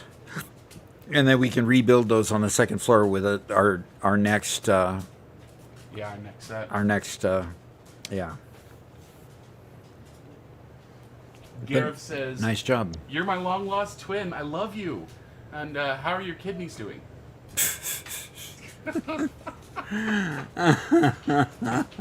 You know what? I think testing out a factory would probably be preferable there, if I could choose. Yep, definitely be preferable. Okay, I need the plastic. Mark says, "I need someone that can show me how to work a PC with ease so I can play more Elder Scrolls 6, which is due out in November." I was about to say I'd eat my shorts if Elder Scrolls 6 actually comes out in November, but Yeah, they're not very tasty, I bet. yeah.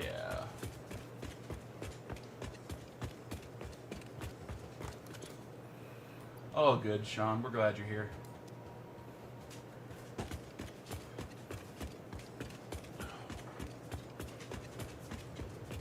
The puppies don't want to settle back down yet. Still wandering around. Doesn't sound like it.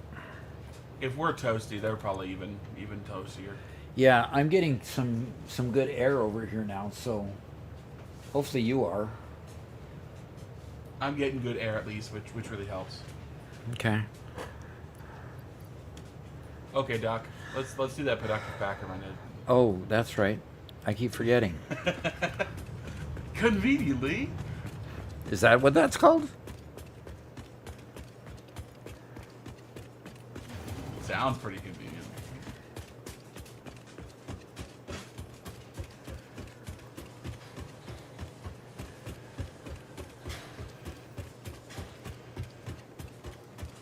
All righty.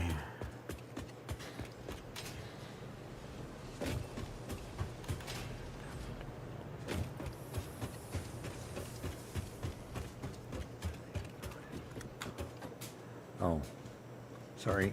Back here. In here. I can't hit the door.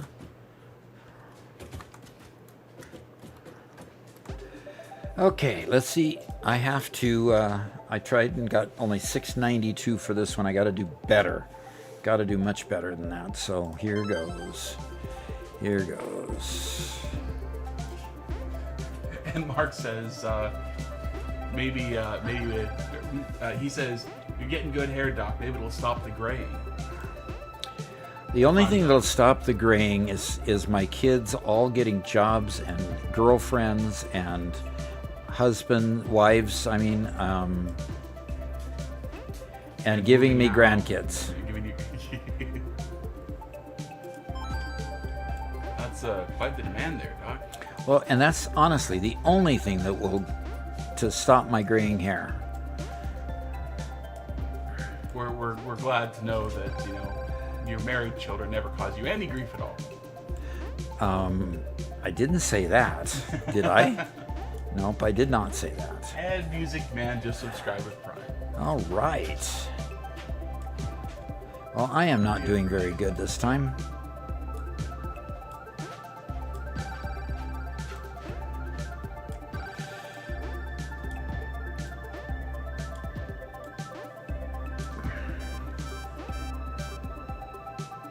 Doggone it. Trying to fit that big guy in that map is just almost impossible. Yeah, it is difficult.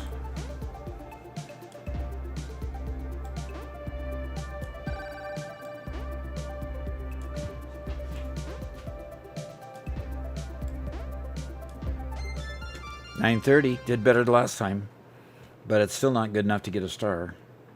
Okay, I'll do better next time. By the way, those are our dogs. Hey! I have no idea what they heard. They probably don't either.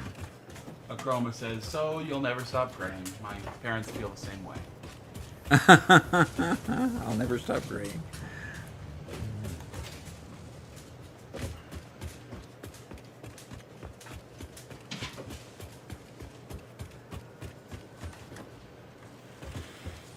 Okay.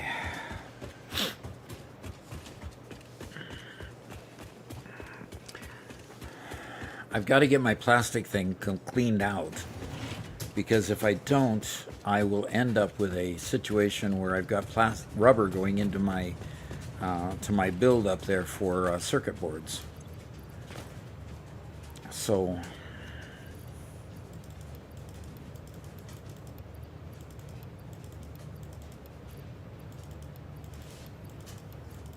I'm wondering why I'm not building up plastic.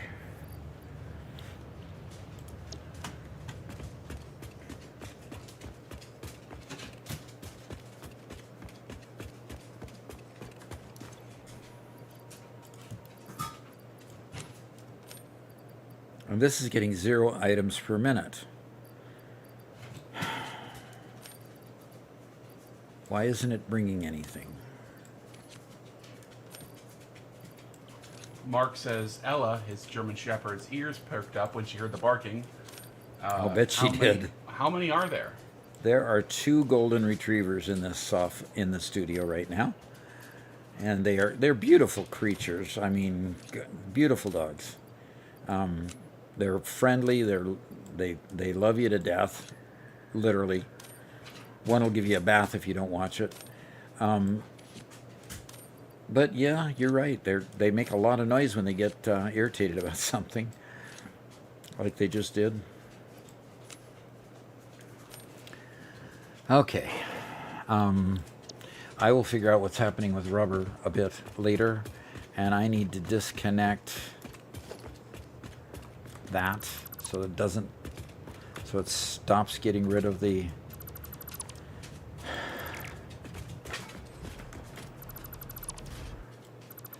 Okay.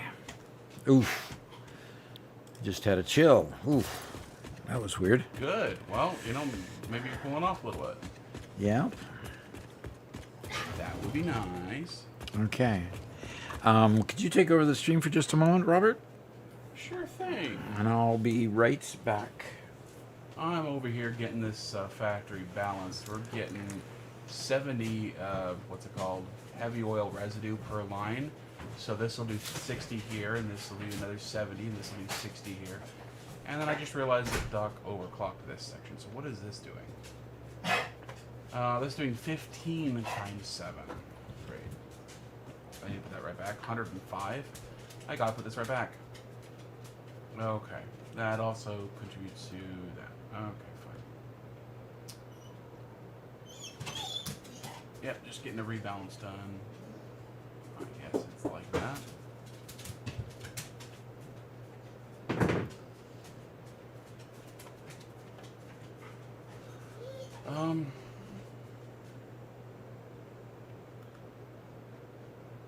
I really actually came over here because I wanted to get a little bit of packaged fuel because we've been using solid biomass for our fuel, and I wanted to use for our jetpacks. I wanted to use packaged fuel, so just threw in a packager line here because we're already sinking a bunch of plastic while Doc's working on his stuff. So I wanted to use the plastic and a little bit of extra fuel for this. So let's get this line reconnected as well.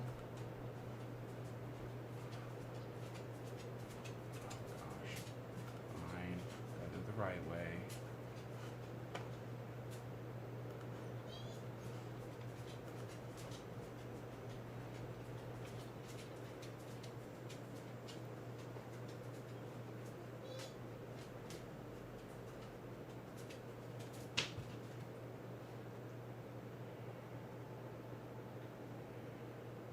There we go. That's now powered back up. That should be getting plenty of residue. And it should be able to get rid of its fuel as well. Good. Okay, so that guy's reconnected. This is now producing 90, or using 90 out of the 105 that that's creating. So what I'm going to do is I'm going to have that extra combined to this guy, because this guy's only producing 70, but it's consuming 90. So we'll be adding an extra 15, no, from 90 to 105. Yeah, an extra 15 from there, and an extra 10 from here. So that'll come really close to balancing. We'll just call that good. So let's come, just make a straight line. No, we don't want to do that.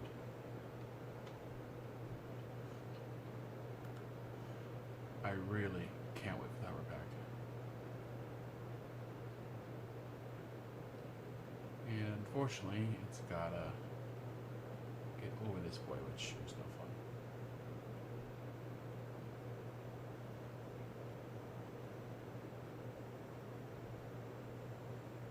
That's not gonna do it. Try that again.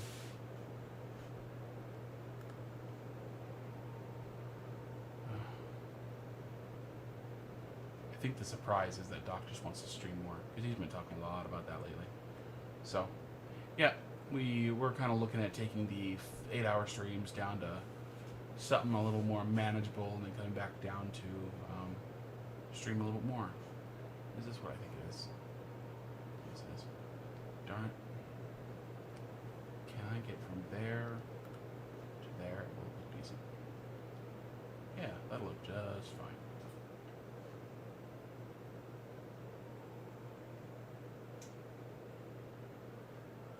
Hey, Spencer, you around?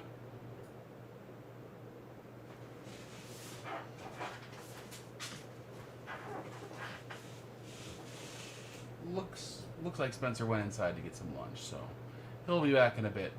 That's for Ruben's question there, but I can answer and say no. Spencer does not have a better PC just yet. He's still on the struggle bush. I think a support here is probably the best way to go. Let's see if we can get one closer. Yeah, that's fine.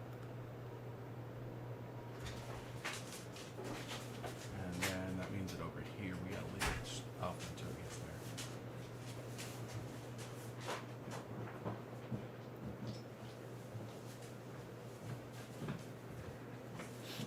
I don't hear anything going on. Welcome back, Doc. Hi. No, there's not a whole lot going on. Okay. I'm just getting the fuel a little better balanced here. Okay. A couple extra machines. So, is this yellow today? Have enough? Yeah. Okay. Yeah, when you get in a hurry, sometimes you just don't quite get it right. Yep. Okay, send it back to you, Doc. Alrighty. And the BC Don asks, what tier are y'all on? We are in tier 3 or 4. I think we're in tier 4 right now. I'm headed back to the hub here. I'll check it. There at the hub.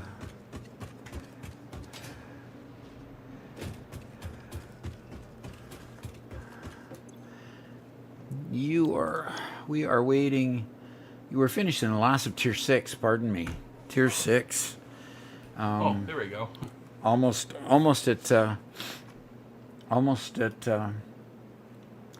working on finishing phase 3, which, gosh, I'd love to get around to. Anyway, let's go ahead and put what we have in here. That finishes that out, and we can go get the concrete. And I'd have to run a ways to get the other things, so let's just come over here and get the concrete.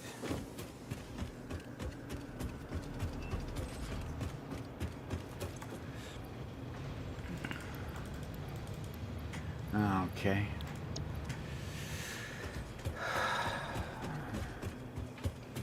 Then we just need heavy modular frames. So I'll put the concrete in there. And computers, which is what I was working on making next. So that's the line up there that I needed to have. I believe it was plastic and copper sheet. So let's go check that out. See where I am at that point. So you honestly have this versatile framework going into a sink someplace? Yeah. Okay. Like half the factory was pure yellow when I first got on. Uh-huh. And now I don't like seeing yellow pipes in factories. I don't either. It's not a very pretty color.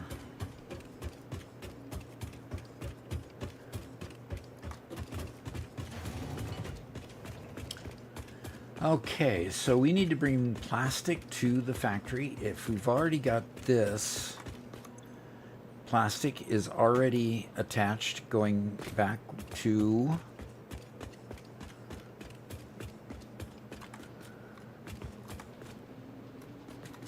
Okay, where's...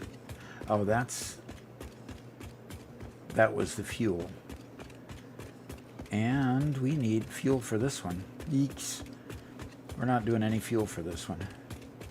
That means that truck is probably stranded someplace. Wouldn't be surprised.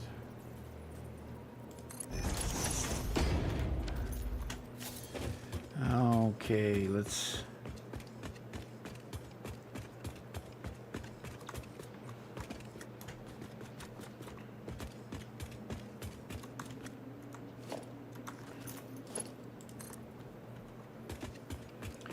Wouldn't be surprised at all if Rick flubbed it again.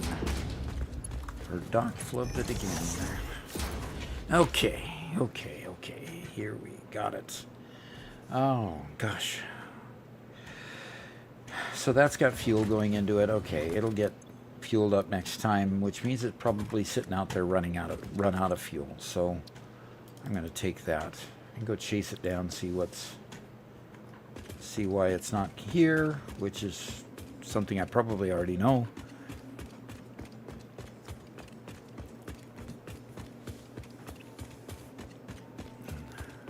Ruben says... Oh, Robert. Yes, go ahead with Ruben. He says, give the old man some packaged fuel, save him from using wood.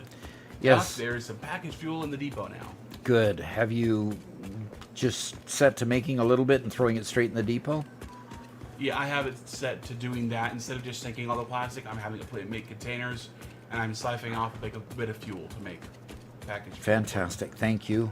Yes, I wanted to convert, and I was reluctant to go get some wood because of that. Yep. And the DC Don says, incredible stuff. I do enjoy your tips and tricks in the game. All right. Good. Thank you.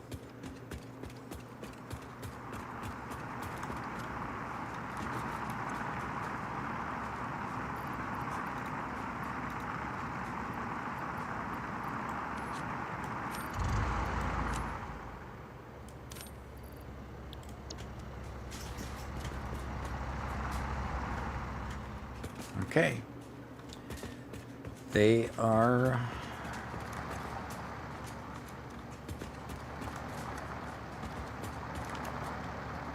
Come on, let me drive it.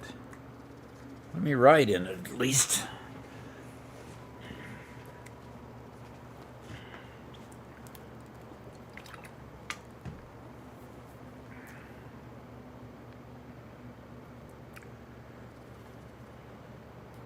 Mark says, so Doc and Robert, are there any new games that are interesting your minds to get your mind boggling? Right now, I want to play more Anno 117. I want to play more Subnautica 2. I'm playing a lot of Shapes 2 and learning how to do things there. So yeah, there's a lot of things going on that that I'm interested in. I'm also, somebody asked about Foundry as it was going by, and yes, I have played a bit of Foundry. I find it very intriguing, very much like Satisfactory. So realistically, with it as much like Satisfactory as it is, I think I'll be playing it more in the future. It's just hard to have enough time to get all of the games. Ain't that the truth? Yeah, play all the games you want to play once you find them. Dakota song. Okay, so one of these trucks would have dropped off here. Yes, it's full. Good. Okay. Mark says, would you say Shapes 2 is the childish version of Satisfactory 1.2? No, Shapes 2 is pretty complex. I wouldn't call it childish at all, really.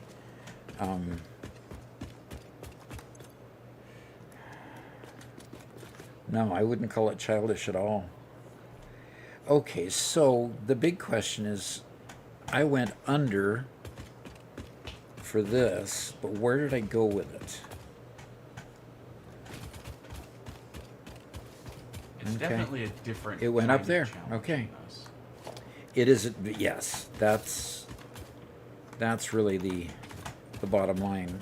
You said in the depot. Let's go get some fuel, packaged fuel. Okay. Ruben asks, will you be streaming on Fridays? I may be streaming on Fridays. I kind of threw this at Robert at the last minute and in yesterday's live stream. We'll talk about it and see if we, and I might just do it alone. I might just, if Robert has more things to do, more responsibilities that he needs to fulfill, I may end up, why is this not functioning? More videos to edit. Yeah, then there's no reason not to, there's no reason to have him, tag along, although he is incredibly helpful in keeping up with the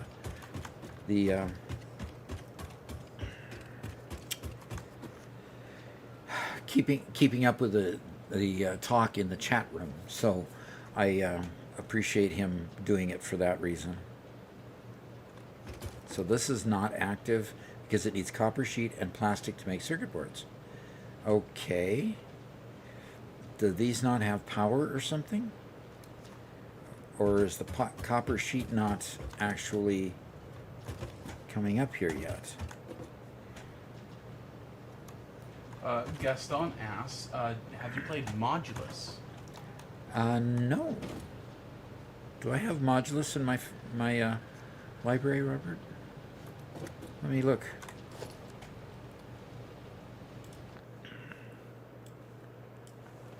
I don't think. No Modulus in there. So,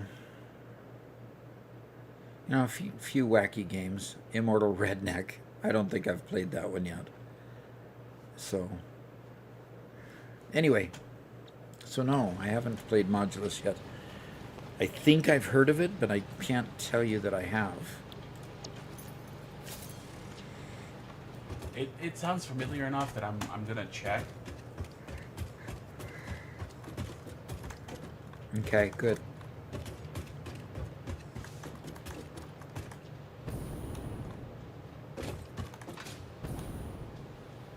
Okay, that's a conveyor that nothing's coming in on.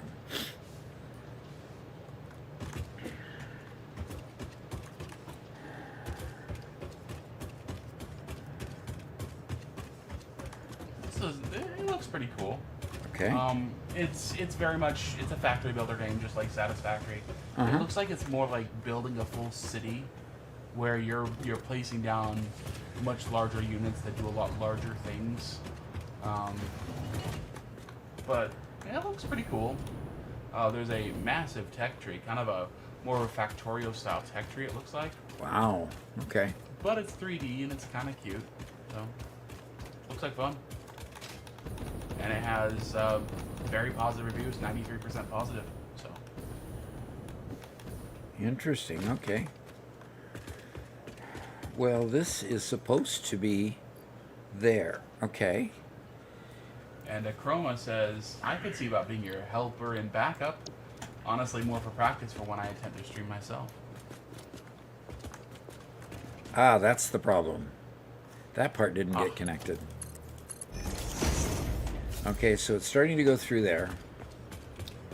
It'll take it a while to get up there, so I'll give it a little bit of a time. And next thing to do is to get plastic up there.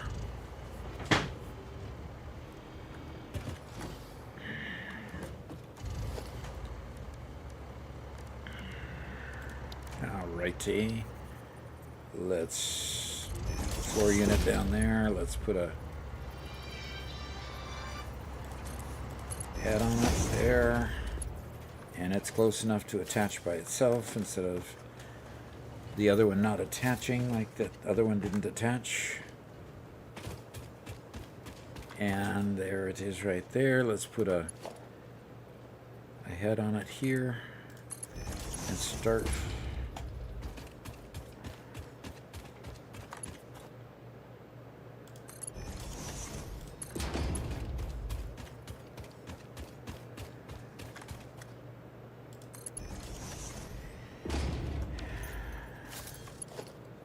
And let's change the mode on this to straight. Okay, well, Ruben Jr.'s heading out tonight. Alrighty, thanks for coming with us, Ruben. Appreciate you being there. Yep. He went from being Ruben Jr. to being Junior Ruben, so he's now a miniature sandwich. A miniature sandwich. Okay. Yep, that's what he...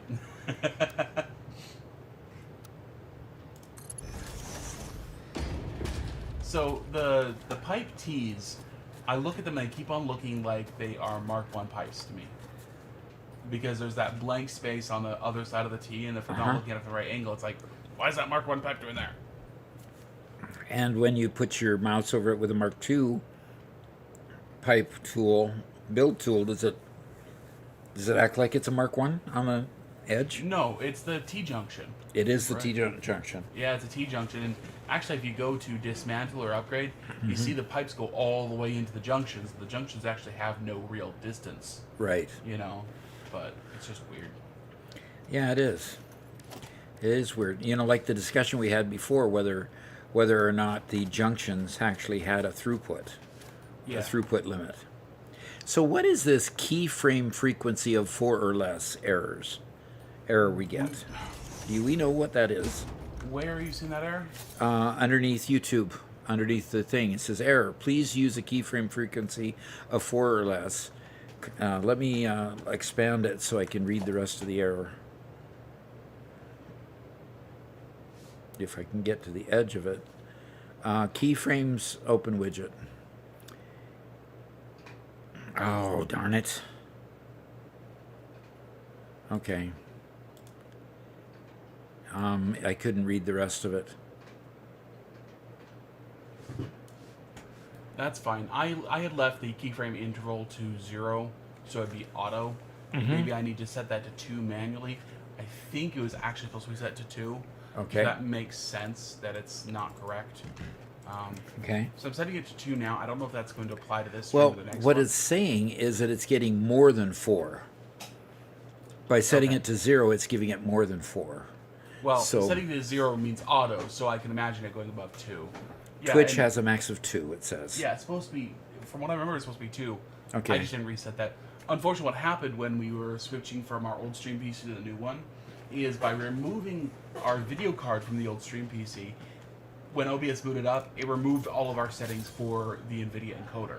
So I couldn't just bum off the one and copy it. So little things like that I missed. So that's been fixed, Doc. Hopefully that error will go away. If not today, then on the next stream. Good.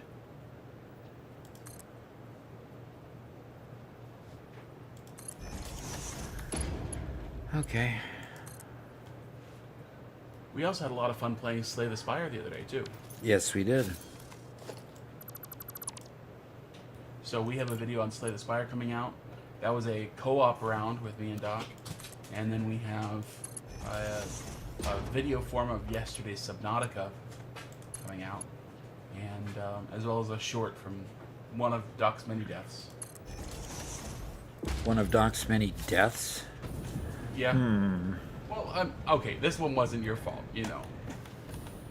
It wasn't my fault that I got eaten up by a fish. Right. They warned us. They said it would be dangerous if we went past that barrier. You know what? They didn't lie. They did not lie.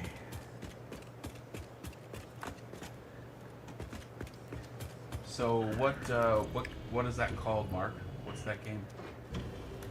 It says build humanity's first home on Mars, mine resources in first person, construct life-sustaining drones, grow lush vegetation, and launch rockets to reconnect with Earth in this immersive colony building something of it.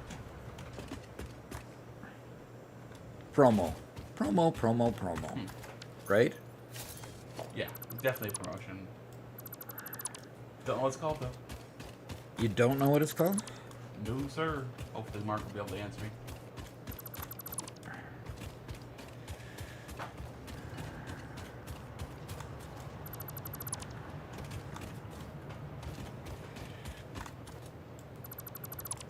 Mars Colony Simulator.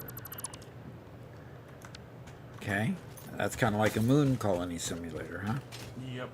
Yeah, Doug, you've played a lot of the factory sims, but you haven't really played the city simulators as much. On that scale, I mean, SimCity, of course, it would be on that list, but there's a lot more unconventional city builders, right? Right, that's true. I can't wait to give, Civ 7 a try again now that they are, I don't know when or if they've actually implemented it, but I guess it's been announced that they're removing the Civ changes with every age, which, oh my gosh, thank you so much. Yeah, that was one of Robert's biggest complaints when we played it, is that it felt like you had to start all over with every level, basically. Yeah, and I understand what they were trying to do, and I kind of liked what they're trying to do. The theory of having a civilization that, I'm the Romans, but we're this is America, and America is based on Rome, and Rome was based on, some other ancient civilization. That's a cool idea, but when I start with, I'm Rome, I don't want to switch off of Rome. So, I see what they did, but then as soon as I played it within a couple of hours, it's like, nope, I don't like it. Yeah.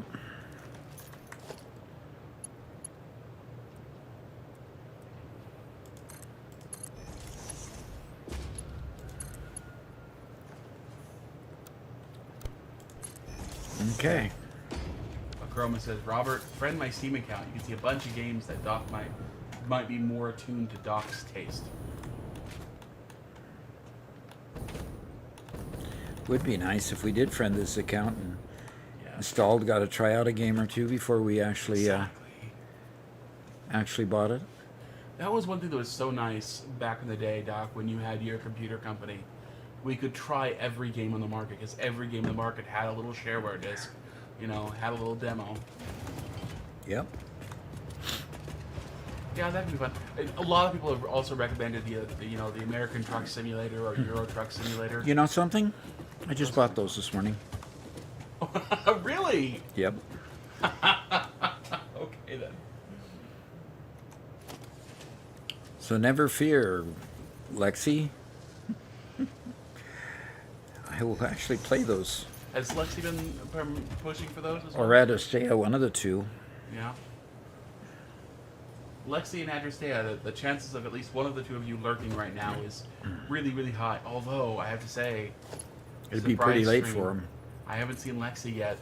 This might break Lexi's really long streak. Oh, she's going to be so upset with me.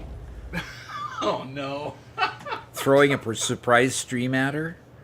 Oh, that could be terrible. Oh, yes. Guys, can you cover for us? Please cover for us. Yeah. Which one of you suggest that we stream today? Can we get one of you guys to fall on the sword? Bacon says, man, you're going to be in trouble. No kidding. Oh, gosh. I didn't even think of that. Would it have changed what I'm doing? Probably not, but you know.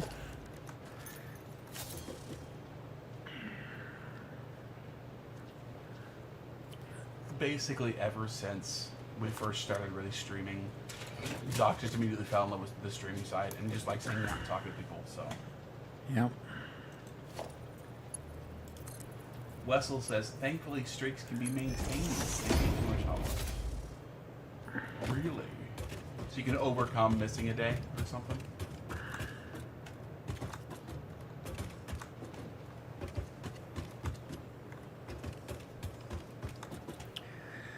All right. We have plastic. And we have... Where do we have the... Is this the... Yes. We already have that coming in here. So let's just put a... Hey, we will have circuit boards here in a few moments, Robert. Hot dog.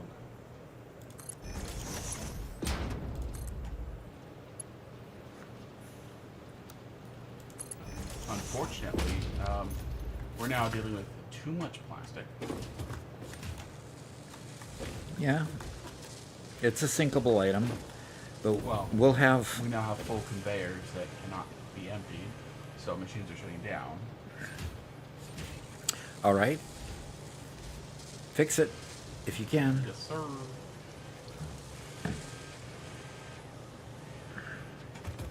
All right, we have circuit boards being made. We are one step closer to making computers.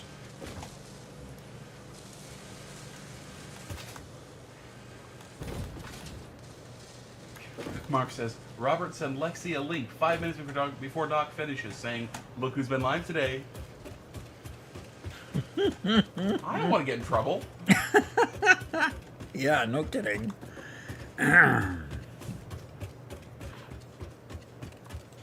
And Mega Meaty Bacon Man is on a 20 stream streak. He says, somehow I'm on 20. I generally don't pay much attention to stream streaks. Yeah, same here. I don't. I used to be such an avid fan of watching live streams. Like, it was a big deal. I loved watching live streams, and I think it's just becoming busy with this and doing live streams itself that I just don't have the time to watch a whole bunch live.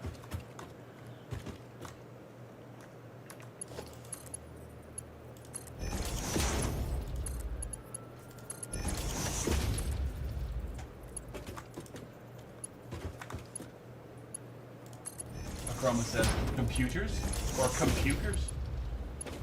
Computers? Well then. I wonder where Spencer went. Yeah, he's been out for a little bit.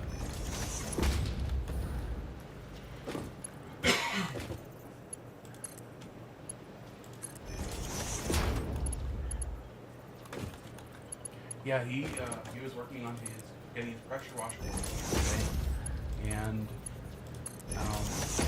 found a couple parts that were broken, so we modeled them out and 3D printed them, and I don't think he's been back to try running it again. I want to see if it works. Well, we did take it apart enough that that we found that the flywheel was not seized up, but the contacts on his oh gosh, what do you call the thing? The thing that generates the electricity were all rusted. So you just need to wire wheel them? Yes. He needs to clean those up.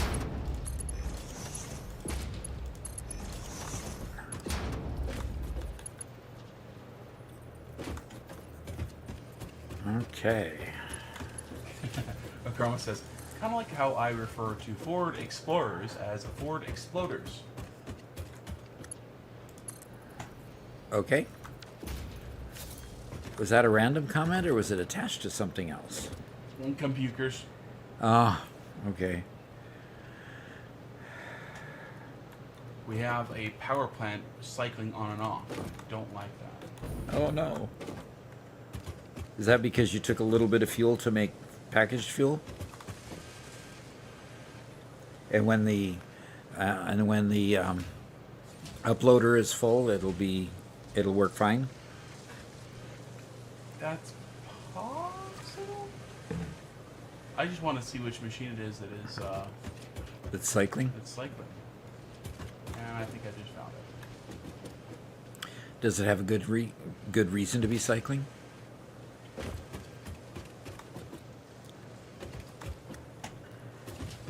No.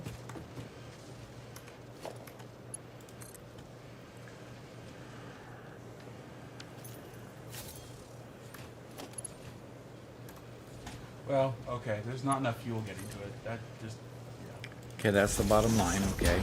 Oh, no.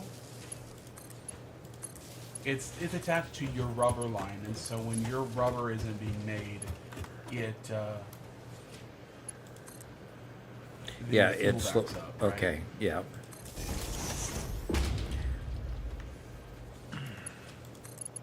So yeah, the importance of a sink on a system that requires product to be taken out of it and you don't necessarily have demand for that product. You got to create an artificial demand with the sink. Okay, so here's what's going on, Doc. These were all made with Mark I pipes, and while you're only producing 280, it looks like there's just enough sloshing, there's just not enough overhead for the amount of sloshing that's happening, that we have 2 of these that are just staying yellow almost permanently. Interesting. Even though all numbers say they should be getting plenty of fuel. Yeah. Okay, that's unfortunate. So, just gotta upgrade them, that's all. Pretty quick, pretty easy. Okay.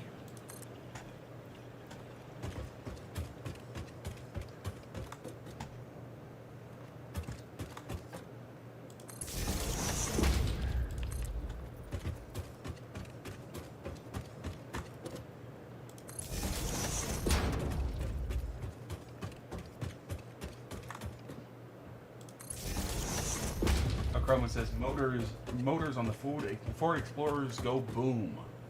Do they really? Is that a particular year that happens, or I mean, is it old news that they've already fixed on future versions?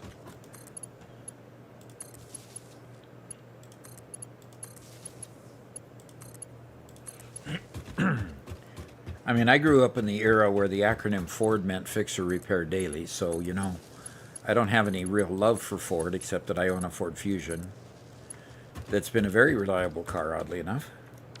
Very nice. Very, very nice.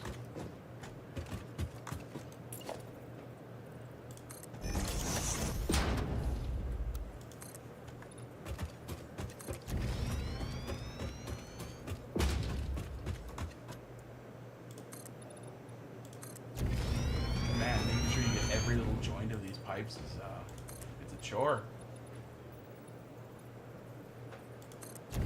Yeah, I'll bet it is.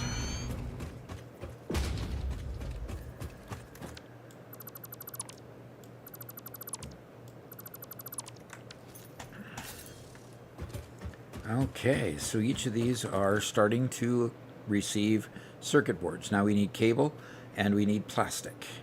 So now we need another line of plastic to come over to these. And these only need, 20 per minute. Only need 20 per minute? I think they...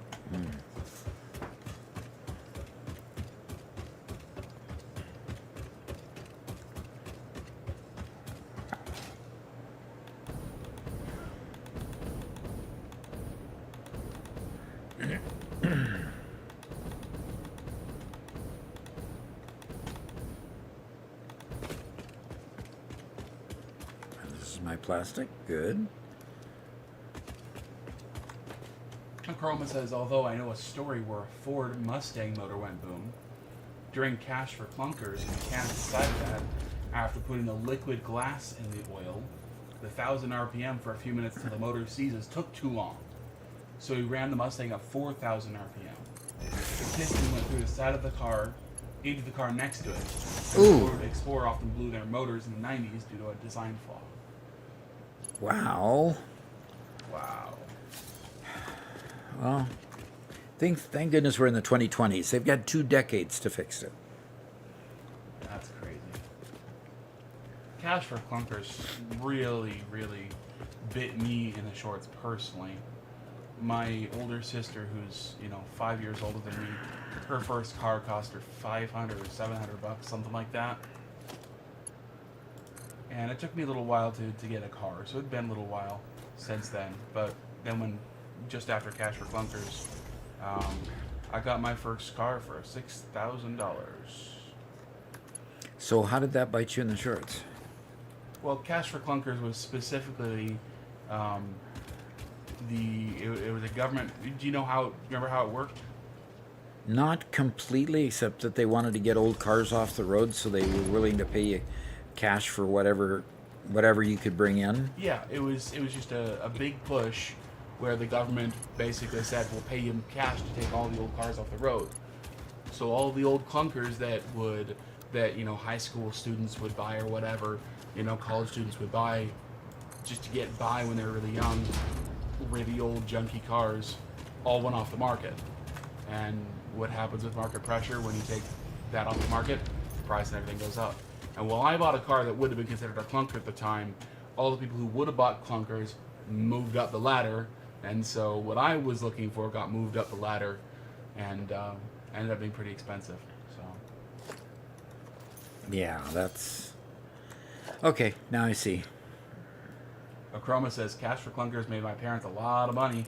We take clunkers to the auction that we hauled for. Yeah, it set kind of like a baseline price, basically, a floor for the value of any vehicle, which previously there was no floor for these old junky vehicles,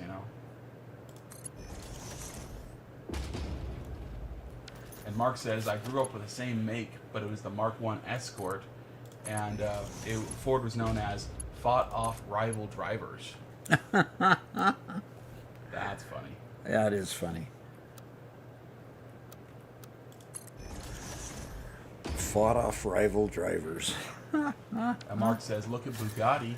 A mirror pin module or nodule will cost you $40,000 at Bugatti, but the Volkswagen part costs 89 cents for a pack of 5.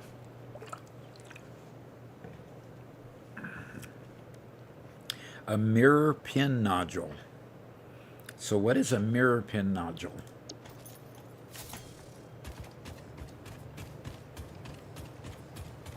Oh, it's starting to rain. I've got to go indoors. And Wessel says it was speaking of Cash for Clunkers, it was a stimulus attempt to cycle old vehicles off the market and encourage the purchase of new U.S. cars to help the domestic markets. Yeah, but if all you could afford is a clunker and you're driving it to get $500 out of it, how are you going to afford a new car?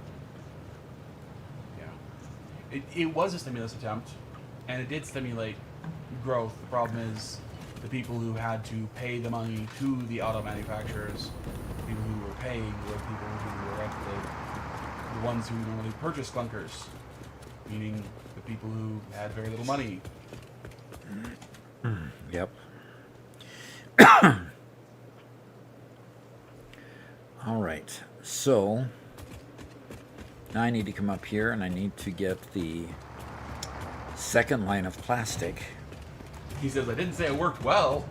Yeah, you didn't.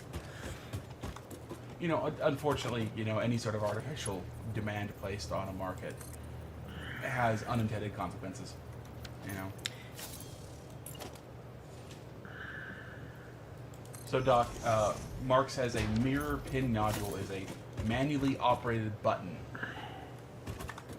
Manually operated button? Oh, isn't is that one of those? I've seen on some old cars. Just inside the car door was just a little. It looked like a little mini joystick that turned the angle of the mirror.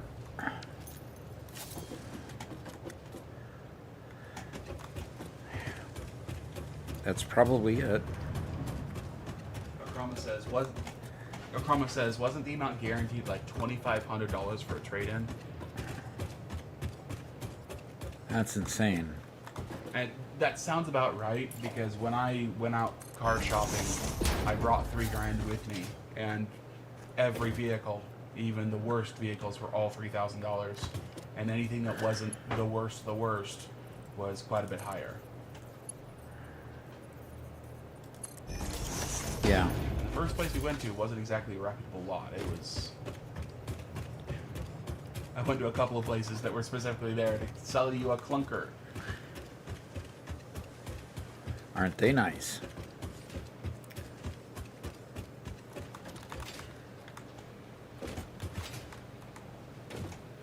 Okay, here we go. Lift time.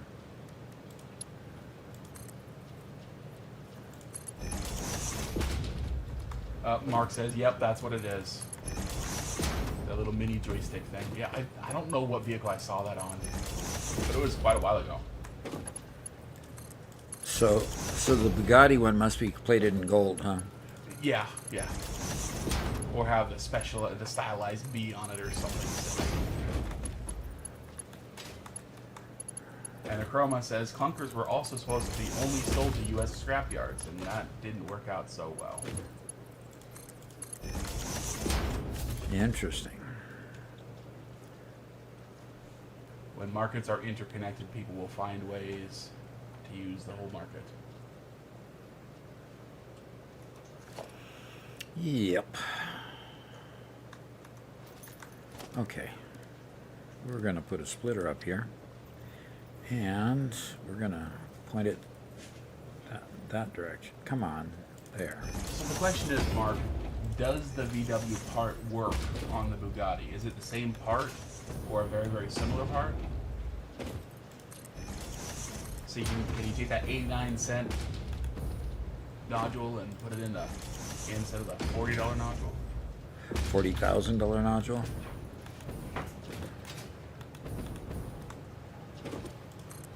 And Star Destroyer at Alderon says, I got Satisfactory because of this guy. Oh.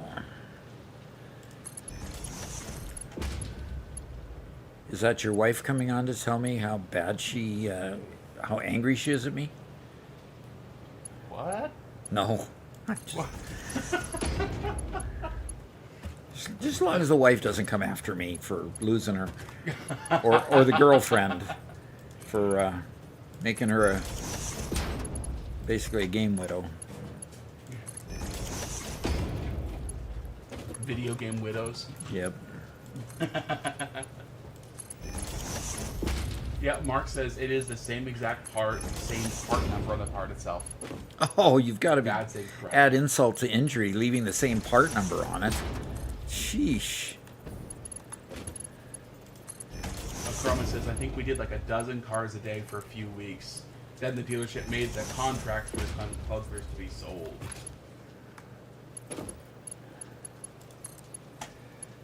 I have to say, for those few weeks, you guys were taking home the bacon. Yeah.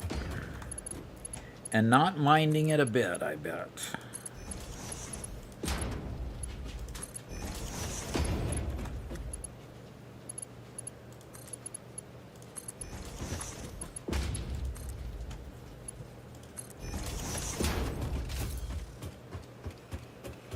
Oh, okay, Doc. I think I'm Well, done well, with well, the well, damage I can do here at the Okay. schoolyard. Okay.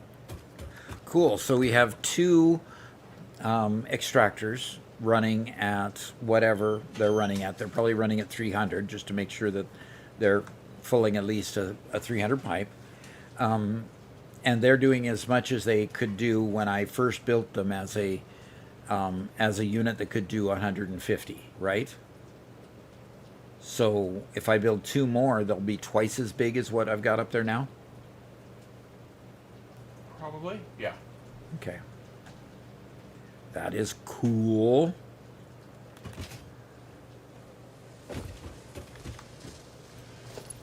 Mark says, talking cars, did you know that all Mercedes lower than the Merc 300 are made by Renault and sold at Mercedes prices worldwide? So they're made by Renault? That's crazy. I'm sorry, I didn't drop the T. That's okay. You're also not a car buff. Definitely not. I think cars are great. My elbow is clean enough, mister. It doesn't need to be any more clean. Nor does my chin. Nor does my chin. Hi there. This is one of them. His name is Sammy. His name is Sammy. Hi, Sammy. Now you need to go get out of my stream now, okay? The stream isn't about you. Yes, as much as you'd like it, the stream is not about you.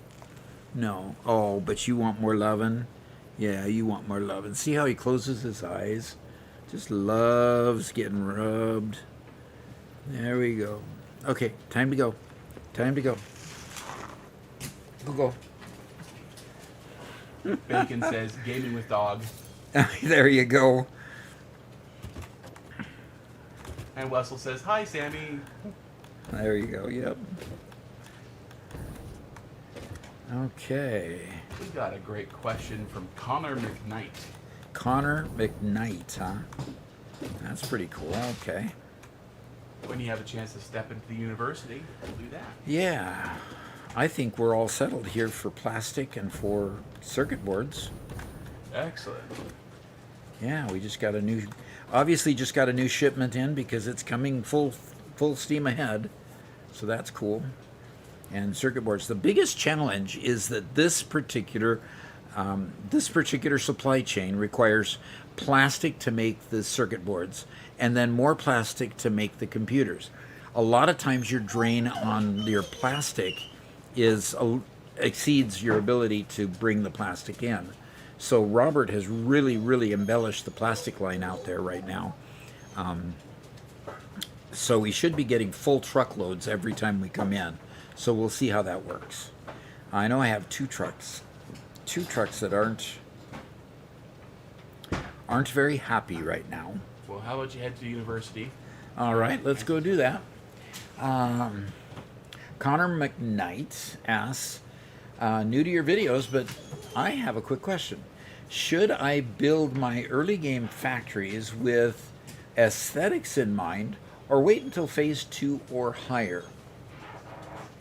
Let me tell you a story. If you head over to a channel called My Name Jakes, if you go over to that channel, he builds with aesthetics in mind right from the very beginning.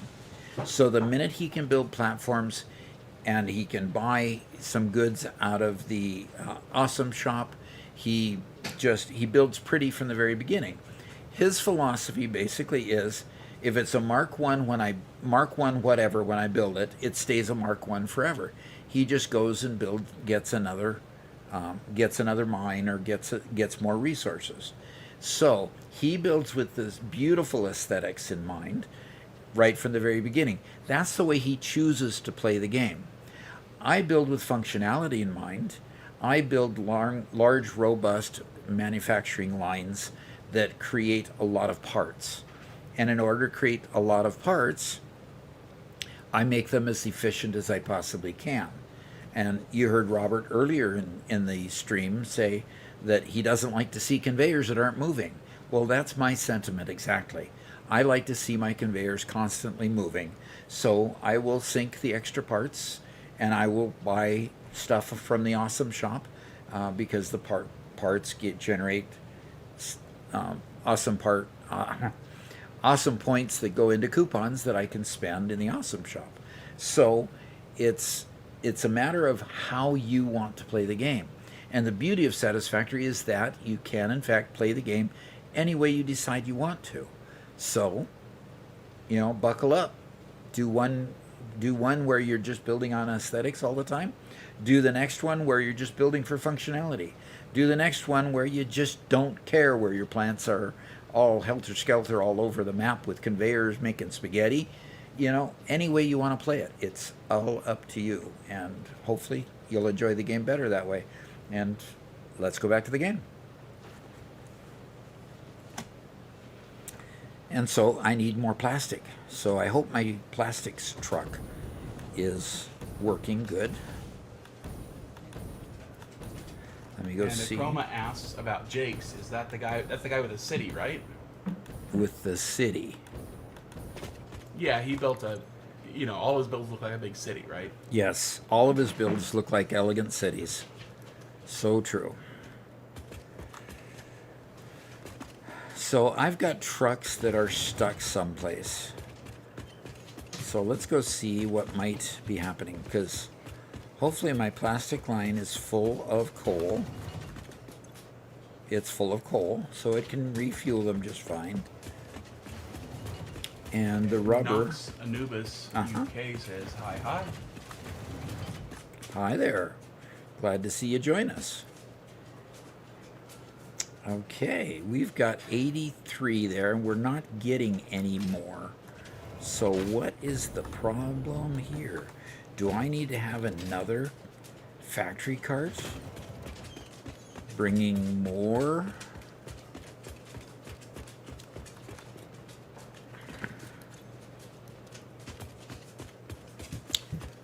Let's go see.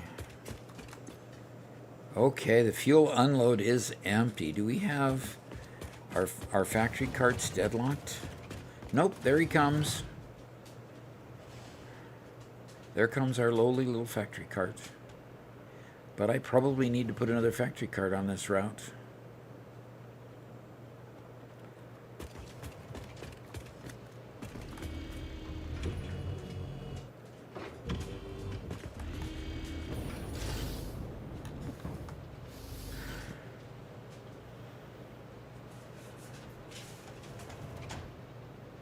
There it goes. Akrama says, I prefer the conveyor belt half full. By that, I mean some stock products just to keep the next place in line full. Okay.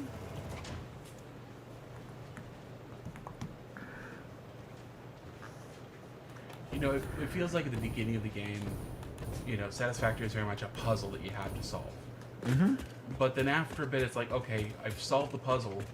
Now how else can I play? And then you get to play it the way you want to, because there are so many different variations. Mm-hmm. One Metal Fist who, couldn't be here all day today, but he was here earlier, and his preferred method is to use lots of alternate recipes. So he likes to be as efficient as possible using all the alt recipes. That's cool too.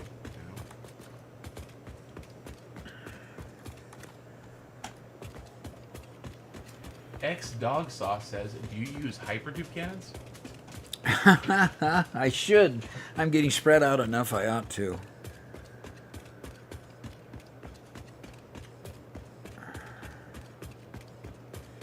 Definitely a good point. Doc, I'm uglifying your screws.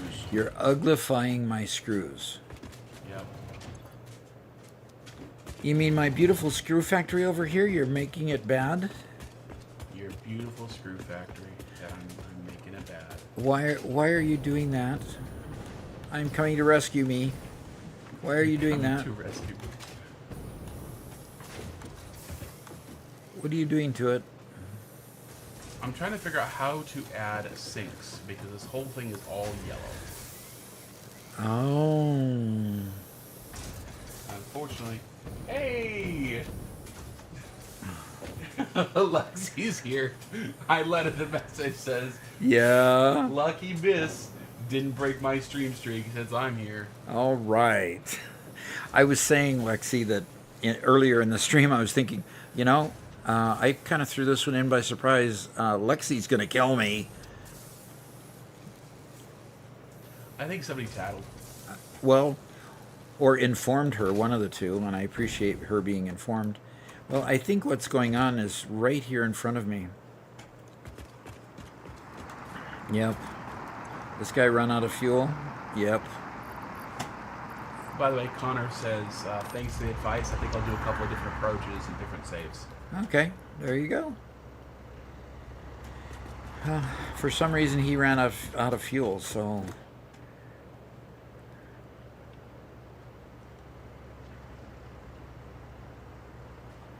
And there goes the parade of trucks and tractors.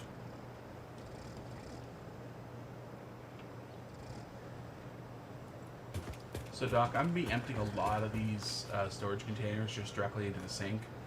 I'm just doing that to reduce the number of storage containers to one industrial storage container per line. That will give me the distance to be able to put good, manageable, respectful sinks in here. Okay. Okay?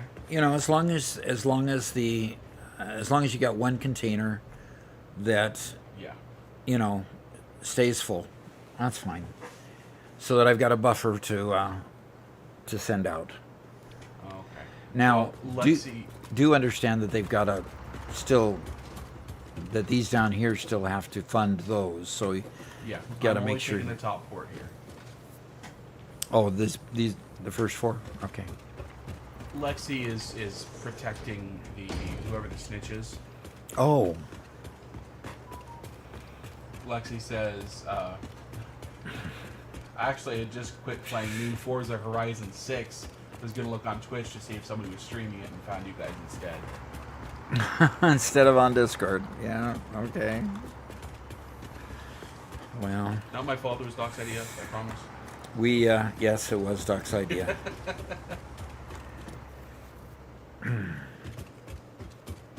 Okay, what other products do I need for that computer line? So I can start bringing those over.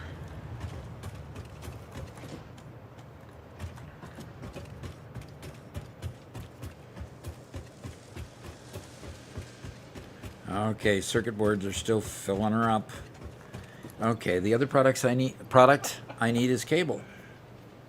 So Robert, I need to bring cable over here. Gareth says, Lexi's here, time to wrap up the stream.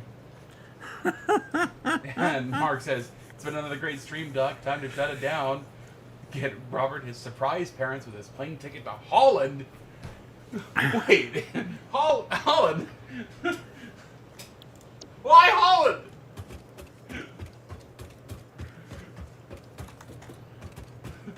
Lexi says, you lucky, you nearly killed me.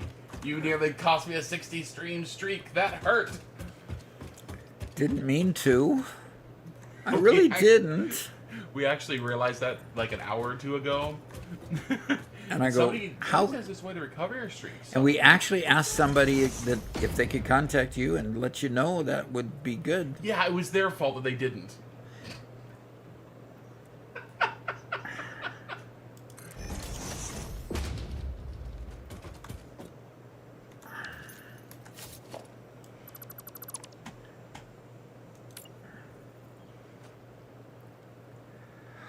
Okay.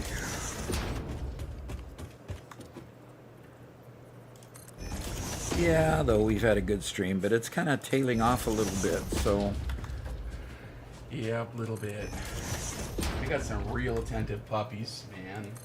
Uh-oh, they went from me to you, huh? Yep. From Sammy giving my elbow a bath to giving yours. Yep. Sounds like you still have Sammy over there. Yeah, he's kind of bumping against my,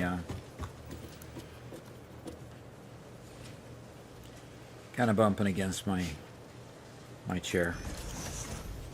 Indy, on the other hand, likes to come underneath the table. Go. And just stick her head underneath the table, like on your lap. And then just keeps on pushing forward more and more and more until it's like, okay. Yeah, kind of like the camel in the nose, getting his nose under the edge of the tent. Exactly like that. That is such a unique story. The story goes something like this, that the camel is being outside, having to stay outside in a snowstorm, and he realizes that his master is in the tent, and he sees an opportunity to get his nose under the tent, and what he does is he starts begging his master to let a little bit more of him get in the tent. You know, please let me get it, just so that my eyes aren't in this blazing sandstorm. And then he, you know, finally the owner relents, and he then allows the camel in that far, and he says, "Oh, my ears hurt so bad. My ears, they just need to get in under the tent too, so that..."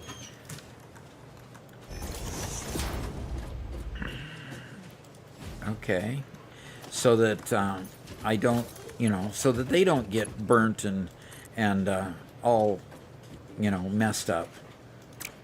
And so he gets his ears in. Finally, he has his whole head in. And after he gets his whole head in, the master can't stop him from continuing to put more and more of himself in, so that he eventually has all of himself in the tent. And guess who's outside the tent dealing with the sandstorm? Because there wasn't enough room. Master. Yeah, because it wasn't enough room in there for both of them. So guess what? The master ended up outside, cursing the day that he ever said yes for the first time to the camel. Now, I don't know what moral that story was supposed to tell, but, you know, just kind of a weird story that I was told when I was younger. I think it was something about don't let bad habits creep in, because they start with their nose under the tent and they keep begging for more. Or Sometimes as Spencer might say, don't pet crotch puppies. don't pet what? I would never say don't pet a crotch puppy. Okay, let's move on. I'm not quite sure that one's PG. Oh, it's PG. Just have you ever noticed when the dogs come up and they happen to come up between your legs, they like lay their head right on your crotch, pretty much. That's what I mean by crotch puppy. Okay. Sorry, dog.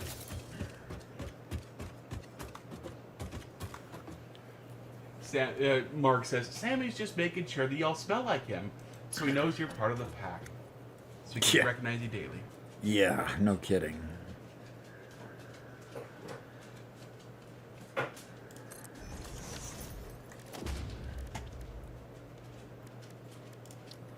Okay.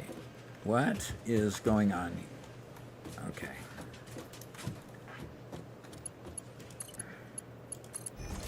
Forgot to put the conveyor belt in there before I tried to put the merger on the conveyor belt. That doesn't work very well.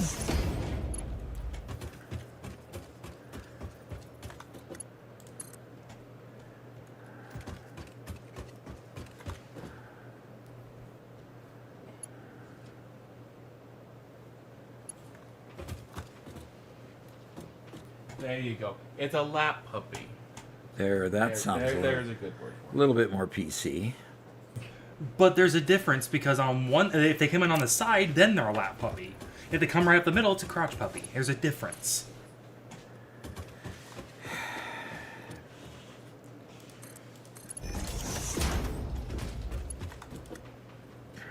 Oh, come on. Missing encased industrial beams. Yeah, right.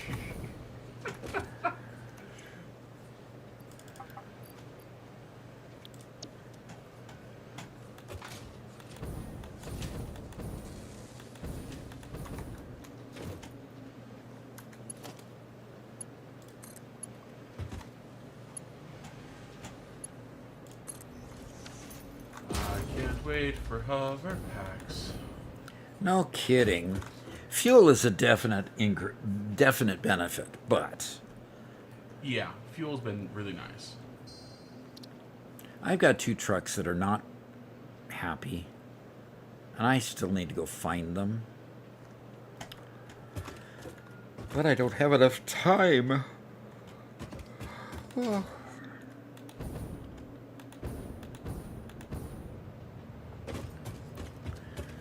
Okay, I'm running short of time. So, is there a truck station around here that's doing cable? Oh, those are pipes. This is beams. Republic of Pixels This says, is coal. It says the back of manufacturers are surprisingly bare and I've never noticed. Yeah. Yeah, because they only have one output. Yeah.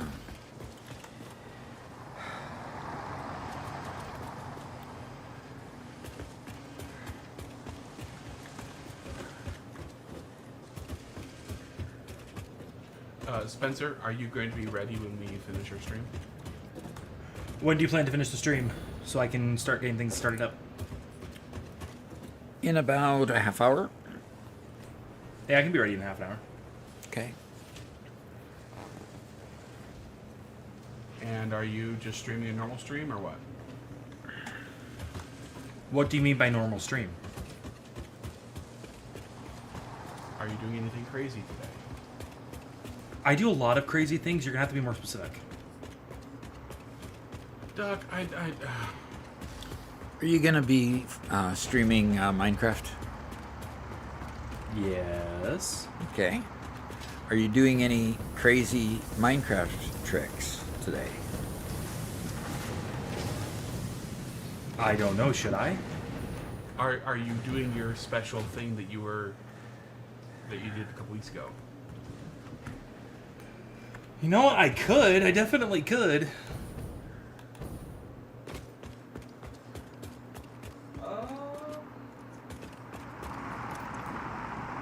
I don't know, chat. What do you guys think?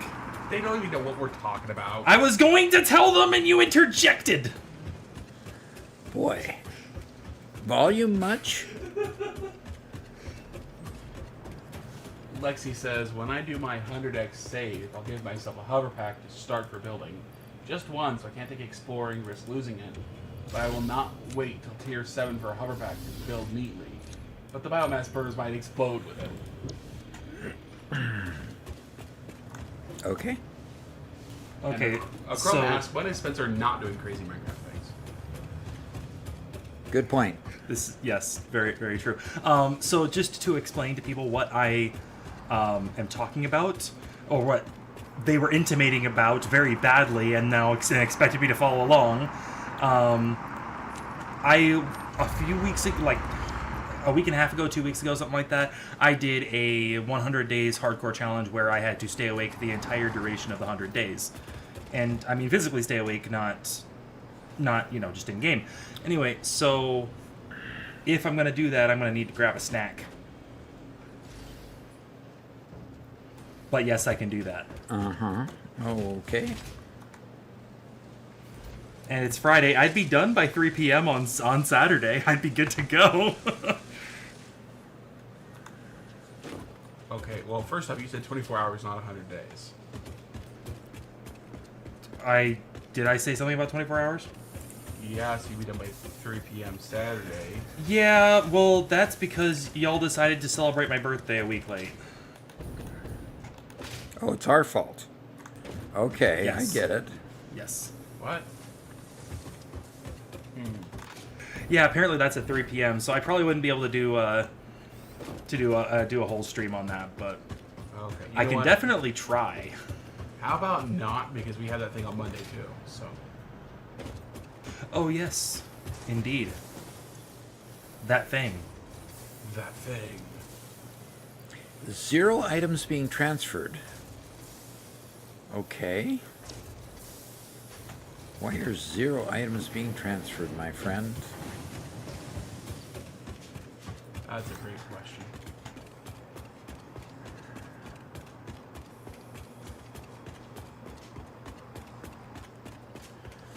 Where are they being transferred to?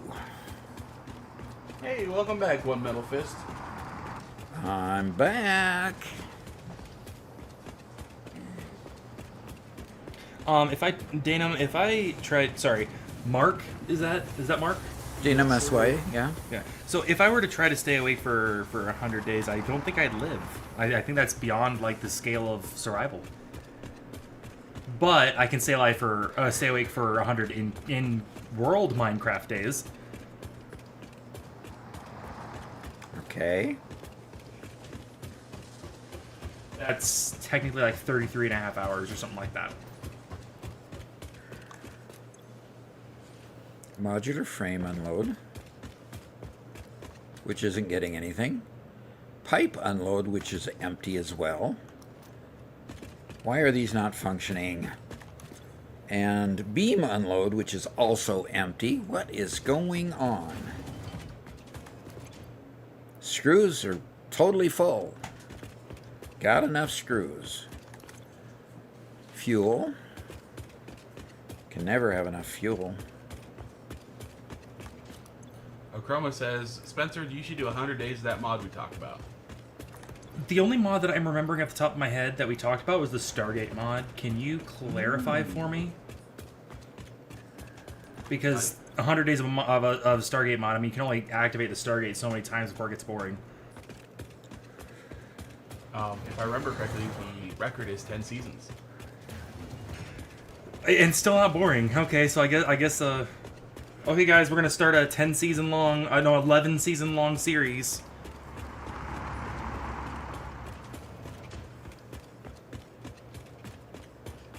Yeah, he said that one. I can go look and see what I got. I don't know if I'll be able to find it for the version I'm playing. Okay, But I'll look for it. it says current keyframe frequency of 4 seconds or less. Was it the frequency you adjusted or the number of keyframes you adjusted? There is only one thing to adjust in regard to keyframes. Really? Okay.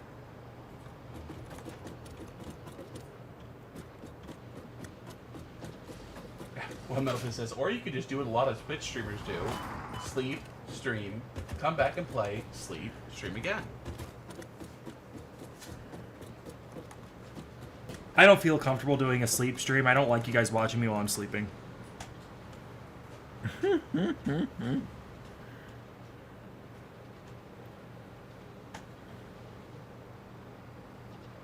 Yeah, that would be weird. Robert, Yes? where are my cable lines? Your cable line is over with the copper. I know where it's made. It's just there's a cable truck station over there, and I can't find its companion truck station. It's in the truck station I fixed, and it is full.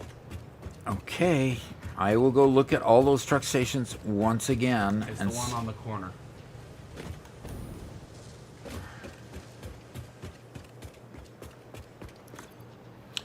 Thank you. Sure. Now, will you allow me to take from this truck station across the street underneath to this place over here? Or do I have to truck it from this truck station somewhere else? How dare you? Do it without flying conveyors, I guess. Okay. Harumph. Harumph. Harumph, yep.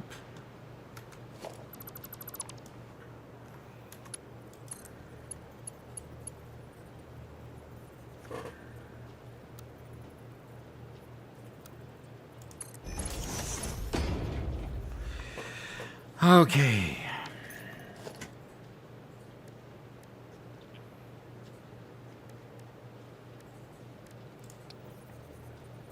So, this is not getting steel beams anymore? Yeah, all the steel beam ones are empty for some reason. And I'm not sure why. Because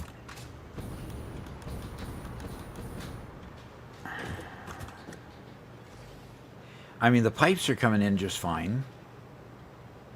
And steel beams are coming into this station just fine. They're just not coming into the station, to my station across the road.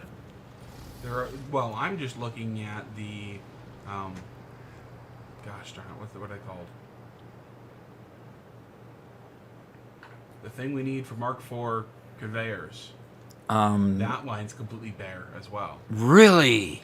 Yeah, so it is overtaxed. Wow. That's amazing, because that line is not short. Is that because some of the machines are being starved? We have 10 of these machines that are starved. They were all running full tilt there for a long time. Well, I'm uploading a bunch of conveyors, or upgrading a bunch of conveyors now. So. Okay. Thank you. No. Sammy, come here. No bark. Show it. Show it.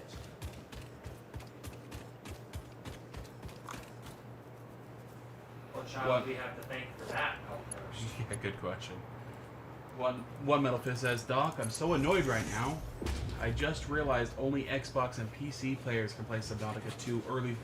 Well, we on PlayStation might have to wait for at least 2 years before we get it. Oh no. Ah, that hurts.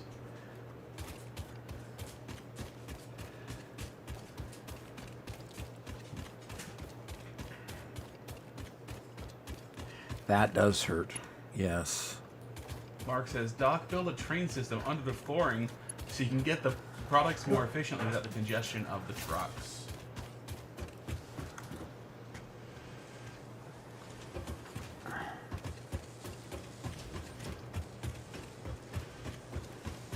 That might be a necessary evil. Okay.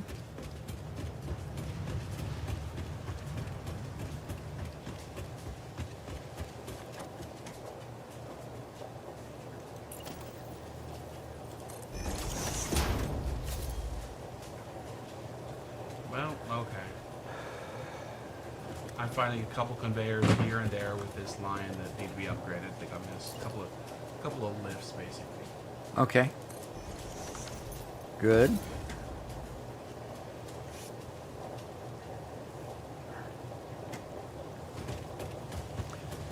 Couple of lifts that were bringing the beams to it. Yes, sir.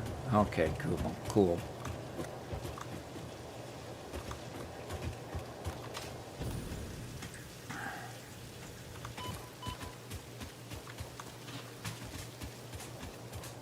Yeah, that's making a huge difference.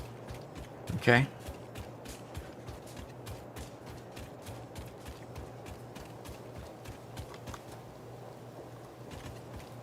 Chroma says I just found out Subnautica and Subnautica Below Zero are on sale on Google Play, so you can play it on mobile. I have to wonder how long it will be before Subnautica 2 is on there. That's Yeah. cool. And Zero Wolf says, in video encoding, a keyframe is a full frame picture, with the remaining frames in a group of pictures that only the changed portions of pictures. Okay. Right, okay. I know what it's saying.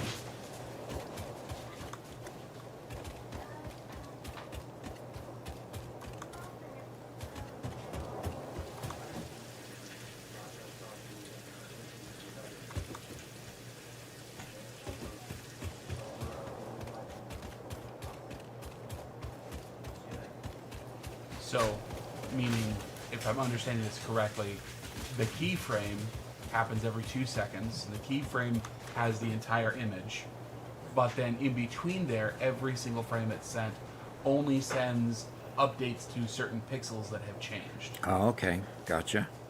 That way they can reduce the amount of data being sent over the line. Right.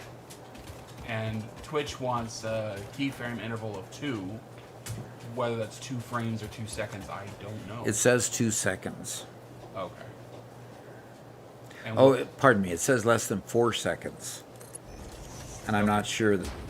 And I said the it number. too. And what was probably happening was when we had a bit of a hiccup, one of the things that they change, with our upload speed, one of the things that they modulate is, okay, well, if there's not enough data, so we'll just let the keyframes go a little bit longer. Okay. And we just got a donation of $10 from Bubble Nugget. All right. Tips helpful. They've helped boost my confidence when building factories. Oh, good. Inspired me to stop building miles of spaghetti. Good regards. Thank you. That's awesome. That is very awesome.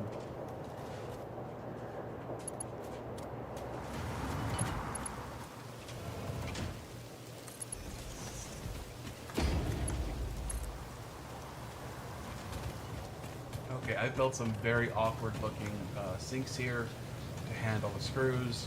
At some point I will come back and be able to rip these out and rebuild them a lot nicer. Okay. So One Metal Fist sent me a bunch of pictures of his factory, and it looks like it's mostly a modular factory, a lot of individual buildings all around, but he's completely filled the Rocky Desert. Like, there's no space for any more factories in the Rocky Desert. Wow. That's a lot of building.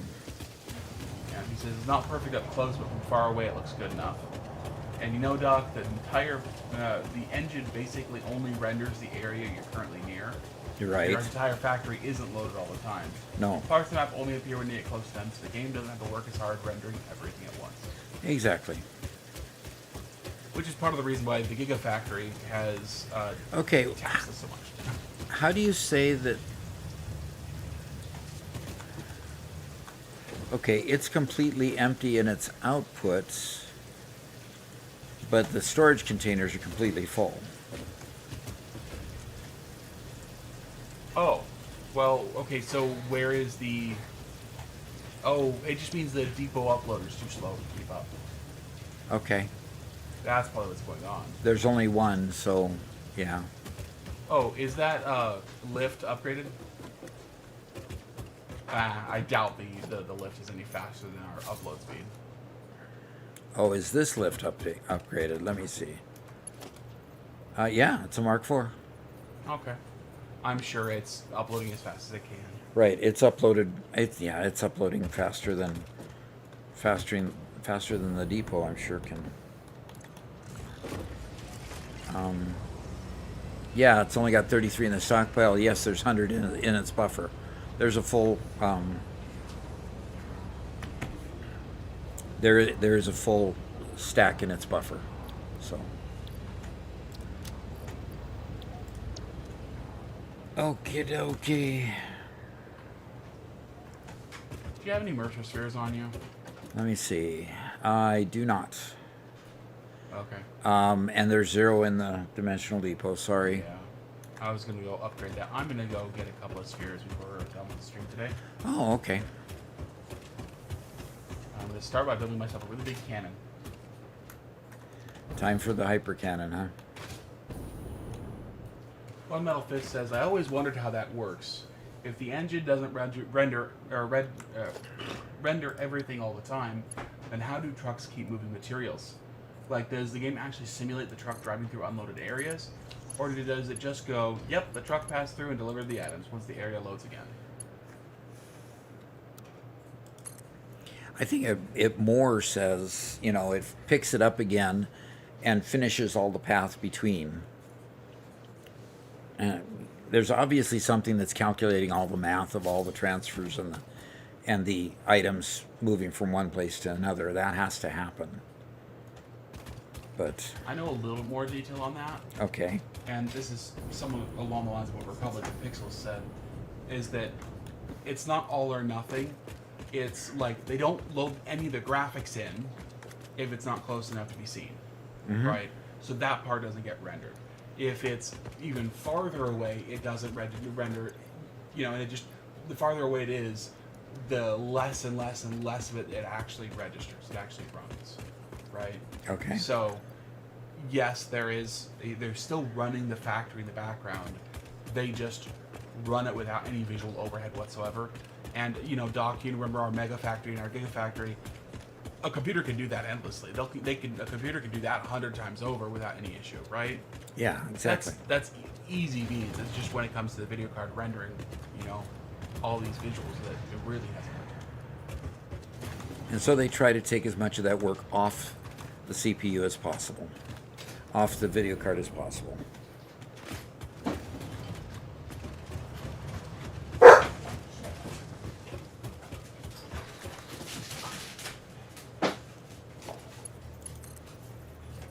Hi. Okay. Lexi says, good night, Who? guys. Bedtime for me. Who? I think one of the dogs, like Sammy maybe? Not Sammy. Buddy. So you found paw marks? No, but it's a hole, Doug. And this was laying to the side and this is broken off. Okay. Put it back in. Give it some good water.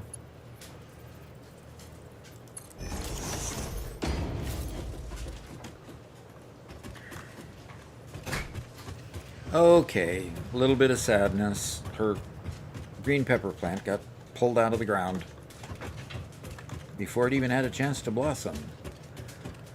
So, No fun.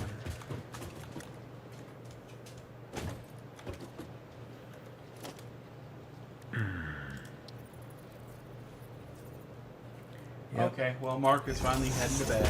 alrighty. Thank you for coming, especially for helping us determine our next community event. And the very, very kind donations. Especially those kind donations that came with it. Yes. Gideon says, I'm contemplating starting over. I've gotten to phase 4 twice now and just begin to get overwhelmed.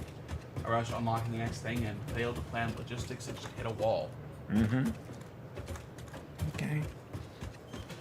Learn from it. Work a little harder next time to get it working. I mean, that's kind of where I'm feeling at the moment with this build, a little bit. Yeah? It's, I like what we're building, but it's like what I wanted to do from the beginning was I wanted to stop, and I wanted to just build all the city walls to start, or the city roads to start. I wanted to build all the roads, get all the pathing between everything correctly and done, so we can start tethering everything in around it. It takes so long to build all that, and we're still making progress in the factory all the while, and so it all gets jumbled up, you know. Yeah, it would.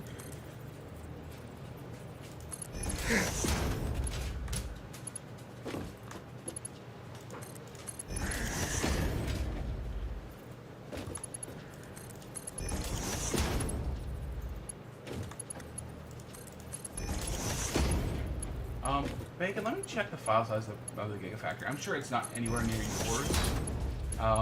But like the lowering of frame rate that you were talking about, we absolutely got that in the Gigafactory. When you're on a floor and it hasn't been built on yet, so all you're seeing is lights as far as the eye can see. And man, does that take up video card.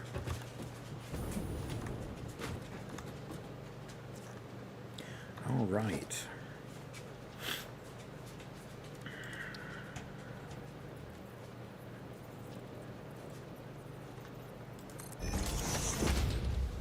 Gideon says, so is that permission to start over? My wife won't like that. It's what permission to start over? Well, you know, he says he's gotten to phase 4 a couple times. He's feeling overwhelmed. Are you giving him permission to start over with what he's learned? Absolutely not. Not if it gets me in trouble with his wife.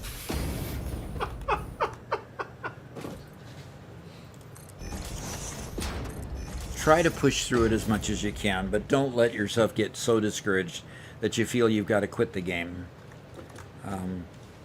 Just, you know, starting over is something that always happens. I mean, you always do that.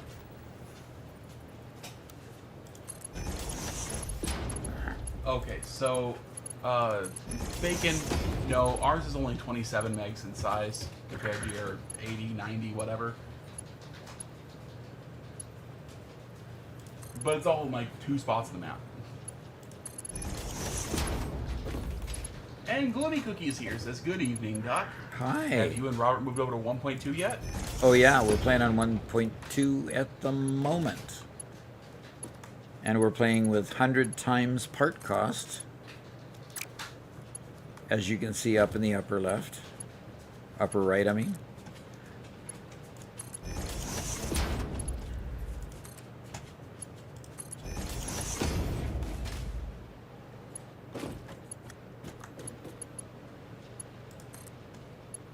Okay. And we're going to start a new community, a community build, and we're going to do 1.2. I just created the 1.2 server for that, and so we will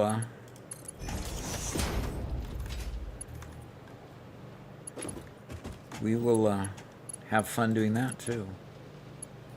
Moving Cookie says, I'm moving my stream over to 1.2 this weekend, so I'm really looking forward to it. Yeah. Well, we're deliberately using a lot of trucks just to test out, you know, how effective the new truck routes are and stuff. And we're struggling a bit. The truck routes are not perfect.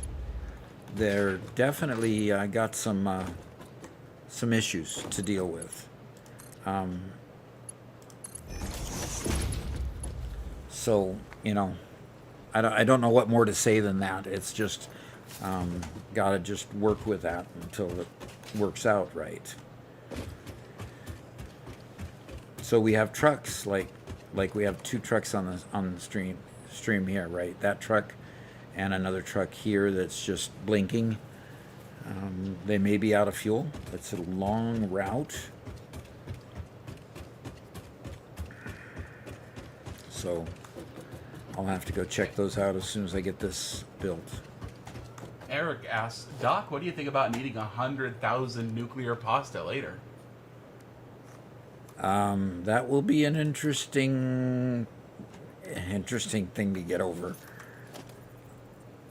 You know, sometimes you just don't think what your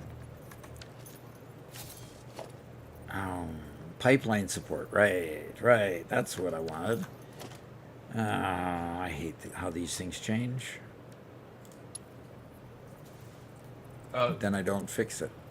Gloomy Cookie asks, can you move a 1.1 file over to 1.2, or do you have to start over? You can move it over. Yep. Just so far we haven't had any real issues. Some people have seen a few. We've been really lucky. Doc did crash a few times yesterday, yeah, twice. but I don't know if that was related to 1.2 or not.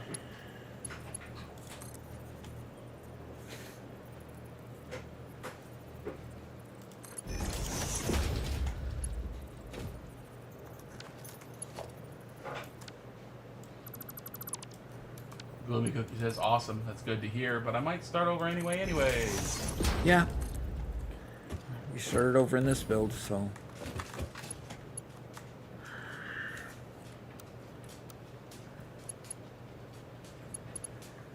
And Doc, as evidence, I'll show up here on stream.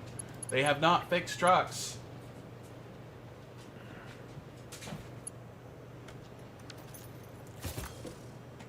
Still a huge stinking traffic jam. And it's because this guy right here doesn't want to move. Yeah.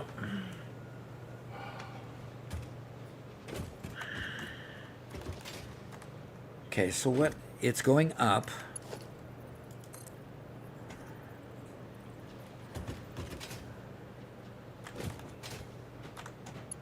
It's supposed to go in there. Is the belt too long or something? It's too freaking long. How much longer do I have before you wrap this up? About 10 minutes is all. It's not letting me log into Twitch, so I'm hoping it'll work itself out in the next 10 minutes. Okay. I can still technically start without it, but I'm gonna grab some food while I wait for it to start. No, you're not. Okay. Bacon says, put a train line through those trucks to push them out of the way. That might help.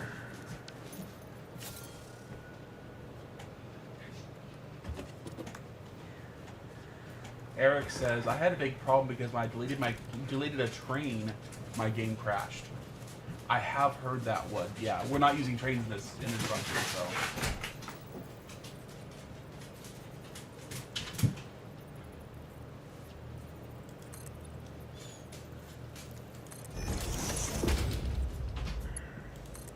One Metal Fist says, I really hope 1.2 comes out soon because I'm starting to finish my playthrough. I'm running out of things to do. I want to start building something new and crazy. My challenge is almost complete. Only have one space elevator phase left. Okay. Stage, not phase,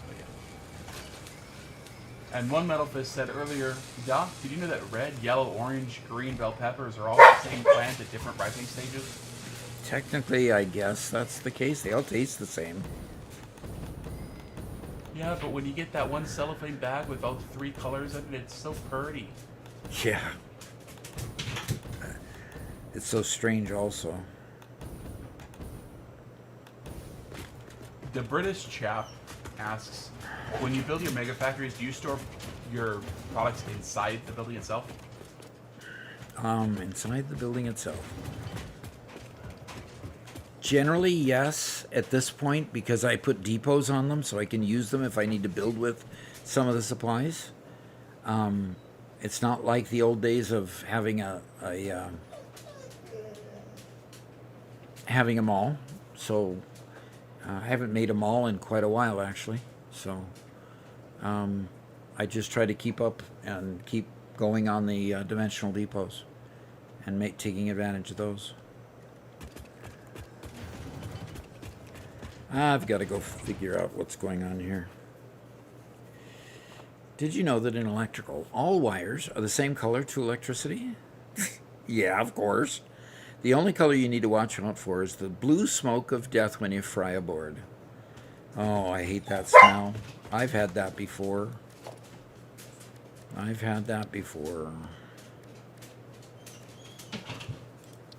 The only time it ever happens, though, is when it's completely irreplaceable and you don't know how to get a new part. So true, unfortunately.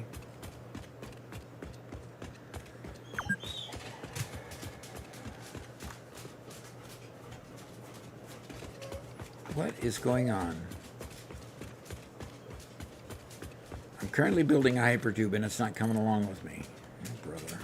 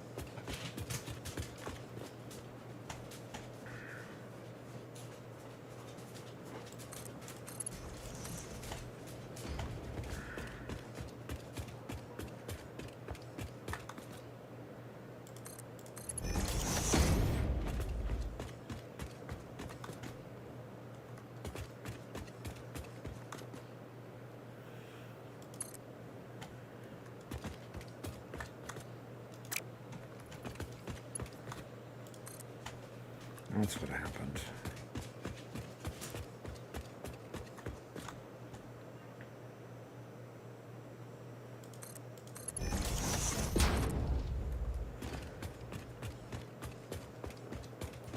Gloomy Cookie says, when I worked with my grandpa, we had a machine that was manufactured in Germany. All the manuals were in German, and the manufacturer went out of business 10 years ago. So I became very familiar with the word Achtung, or however you say it. Okay, what does that word mean? I think it means warning or danger. Attention, I think. I need to go check and see what kids are yelling about. I'll be right back. Okay.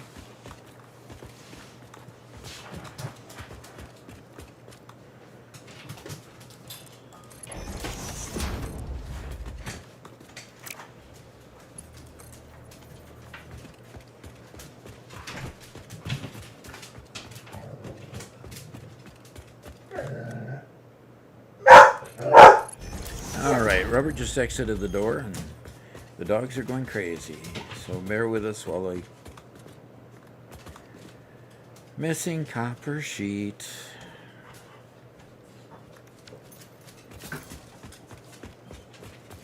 There's my stalled trucks.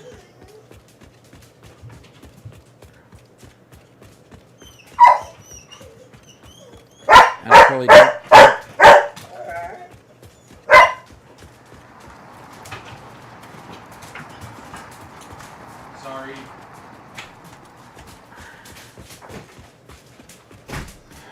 You know, I was going to make a dimensional depot on coal, and I didn't have a dimensional depot to do it.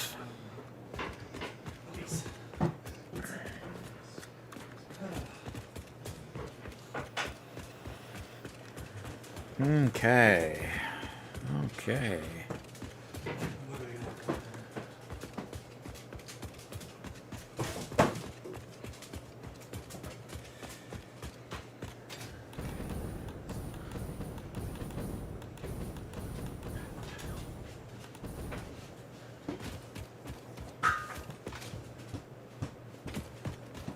One Metal Fist says, Doc, you remember the whole era of car radio thefts?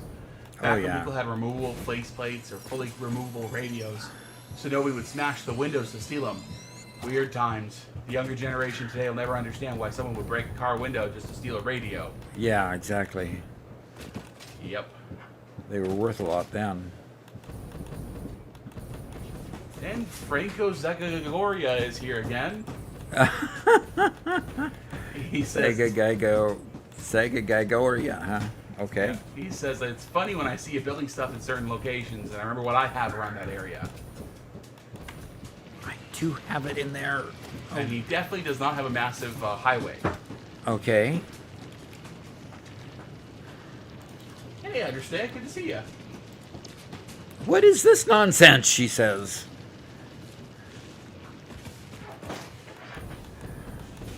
She must have been told by Adostea.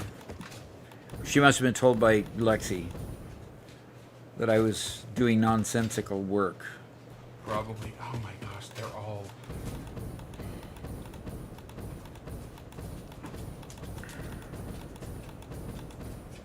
This truck all the time. I'm coming to rescue that truck. Not that truck. Oh.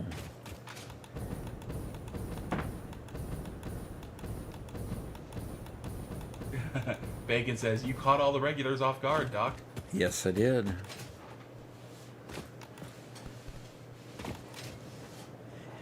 Except for Mark. Mark took the opportunity and ran with it. Doc has decided that he's going to become 2026's top streamer, I guess. I doubt that.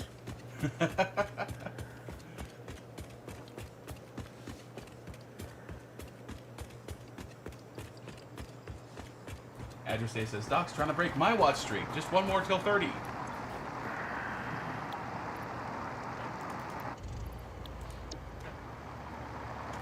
Franco says, I like how you remembered my name and pronounced it correctly. It's been the bane of my life. Is Zagagoria your actual last name? That's a really unique name, if so. Sounds Grecian. Greek, possibly. Yeah? Doc needs to play Leaf It Alone. I think he'll like it. I don't know that one.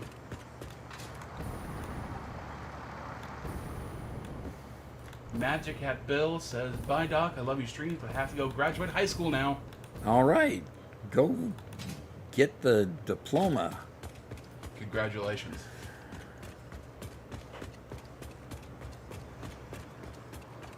That is so cool. I thought they phased out diplomas. I thought they didn't do that kind of thing anymore. What? I wish. Just kidding. Good job.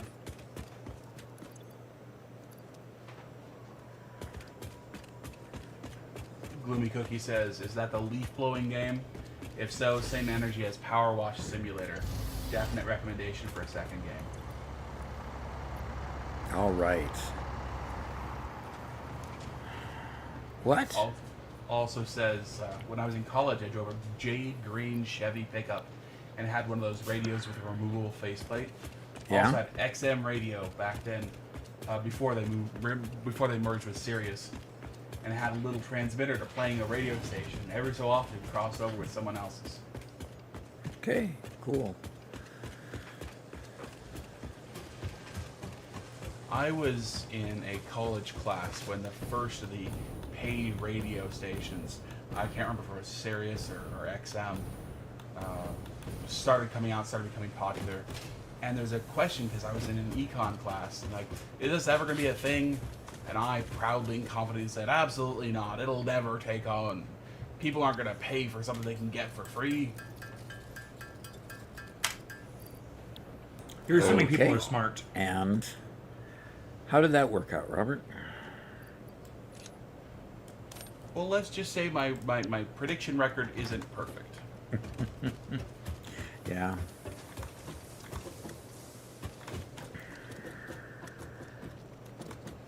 Hello, Ed. My Ed theory has some rods. Okay. is Thank people you, will Ed. pay for anything, as long as only money stands between them and what they want. Huh. You know, but You know what they say with fools and their money? What's that?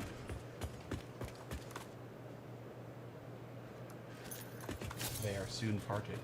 Yes, Must be a lot of fools nowadays, then, huh? Yes. probably are. I'm one of them, probably. But, you know, it is true in the same sense that a lot of talk radio has become free. Well, then again, watching you know, it was already free on public radio, right? But you know, YouTube has also had that kind of impact where trying to get it, only the most popular of talk shows and whatnot have moved over to a paid, you know, subscription walled service. Most all of them have the YouTube show first.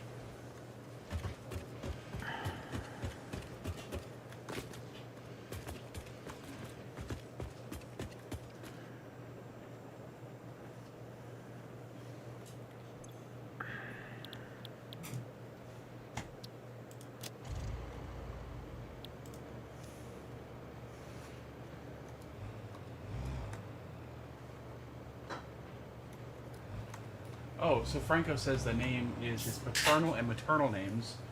It's Spanish Moroccan. Okay. That is a very unique name. That's very cool. And he says that his dad had the windows smashed for a pack of Marlboros 30 years ago. That's so sad. Yeah, it is. Well, it did not take off.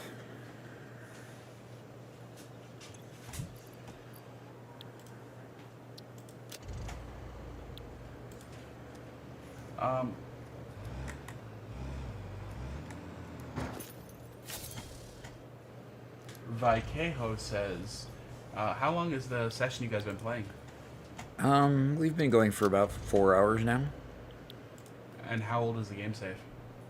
How old is the game save? Let's 128 hours. So fairly robust, and we're at the end of our time. Hey Spencer, We are. has it worked yet? No, but I can still read chat, and I have Twitch open so that I can see chat from the plebeian's view Okay. of no login. Okay. Well, Doc, we're back in the chat room then. Alrighty. Well, you know, this was a surprise stream, and basically the reason why we did it was simply because we didn't have anything to record, and I still wanted to, you know, hang out with friends. So I like to just do this. So I will actually probably be setting up these streams in the early morning before Robert gets in on days that we are normally going to stream. I might start early, and then he'll join us whenever he gets in. So we've got a lot of things going on. We're going to talk also about setting it up so that we can create a world that that Mark said so to world, and we'll do it as a community. So that would mean all of our members will be able to join us and play together, and I will actively play on that server continuously all the way to to the end. And hopefully it'll go slow enough that I actually get a chance to play with everybody. The others have, with a lot of people playing, it's easy to bust through things and get really done quickly. So look forward to that. All members. Ping Players is where we're playing. We're playing on their servers, and we've been playing on their server all day today. So with the exception of known glitches from that Coffee Stain already knows about, it was pretty flawless. So, and wait, will you have to? I will have to do what Mark says. I think Mark is really only dictating the initial setup of the modes that we play in. So I don't think there's any dictum as far as who does what where. So we should be good. We should be good. All right. So until next Tuesday when we stream again, we'll look forward to seeing you. Everybody have a great weekend, and we'll see y'all later. Bye-bye. Okay, well, we're sending everybody over to Spencer's stream because Yep. he's just starting up. If you guys would like to watch Spencer hang out, play some Minecraft, he's pretty chill too. He's an alright guy, you know. Yeah, I'll keep Oh, you're just saying that. Okay. See ya.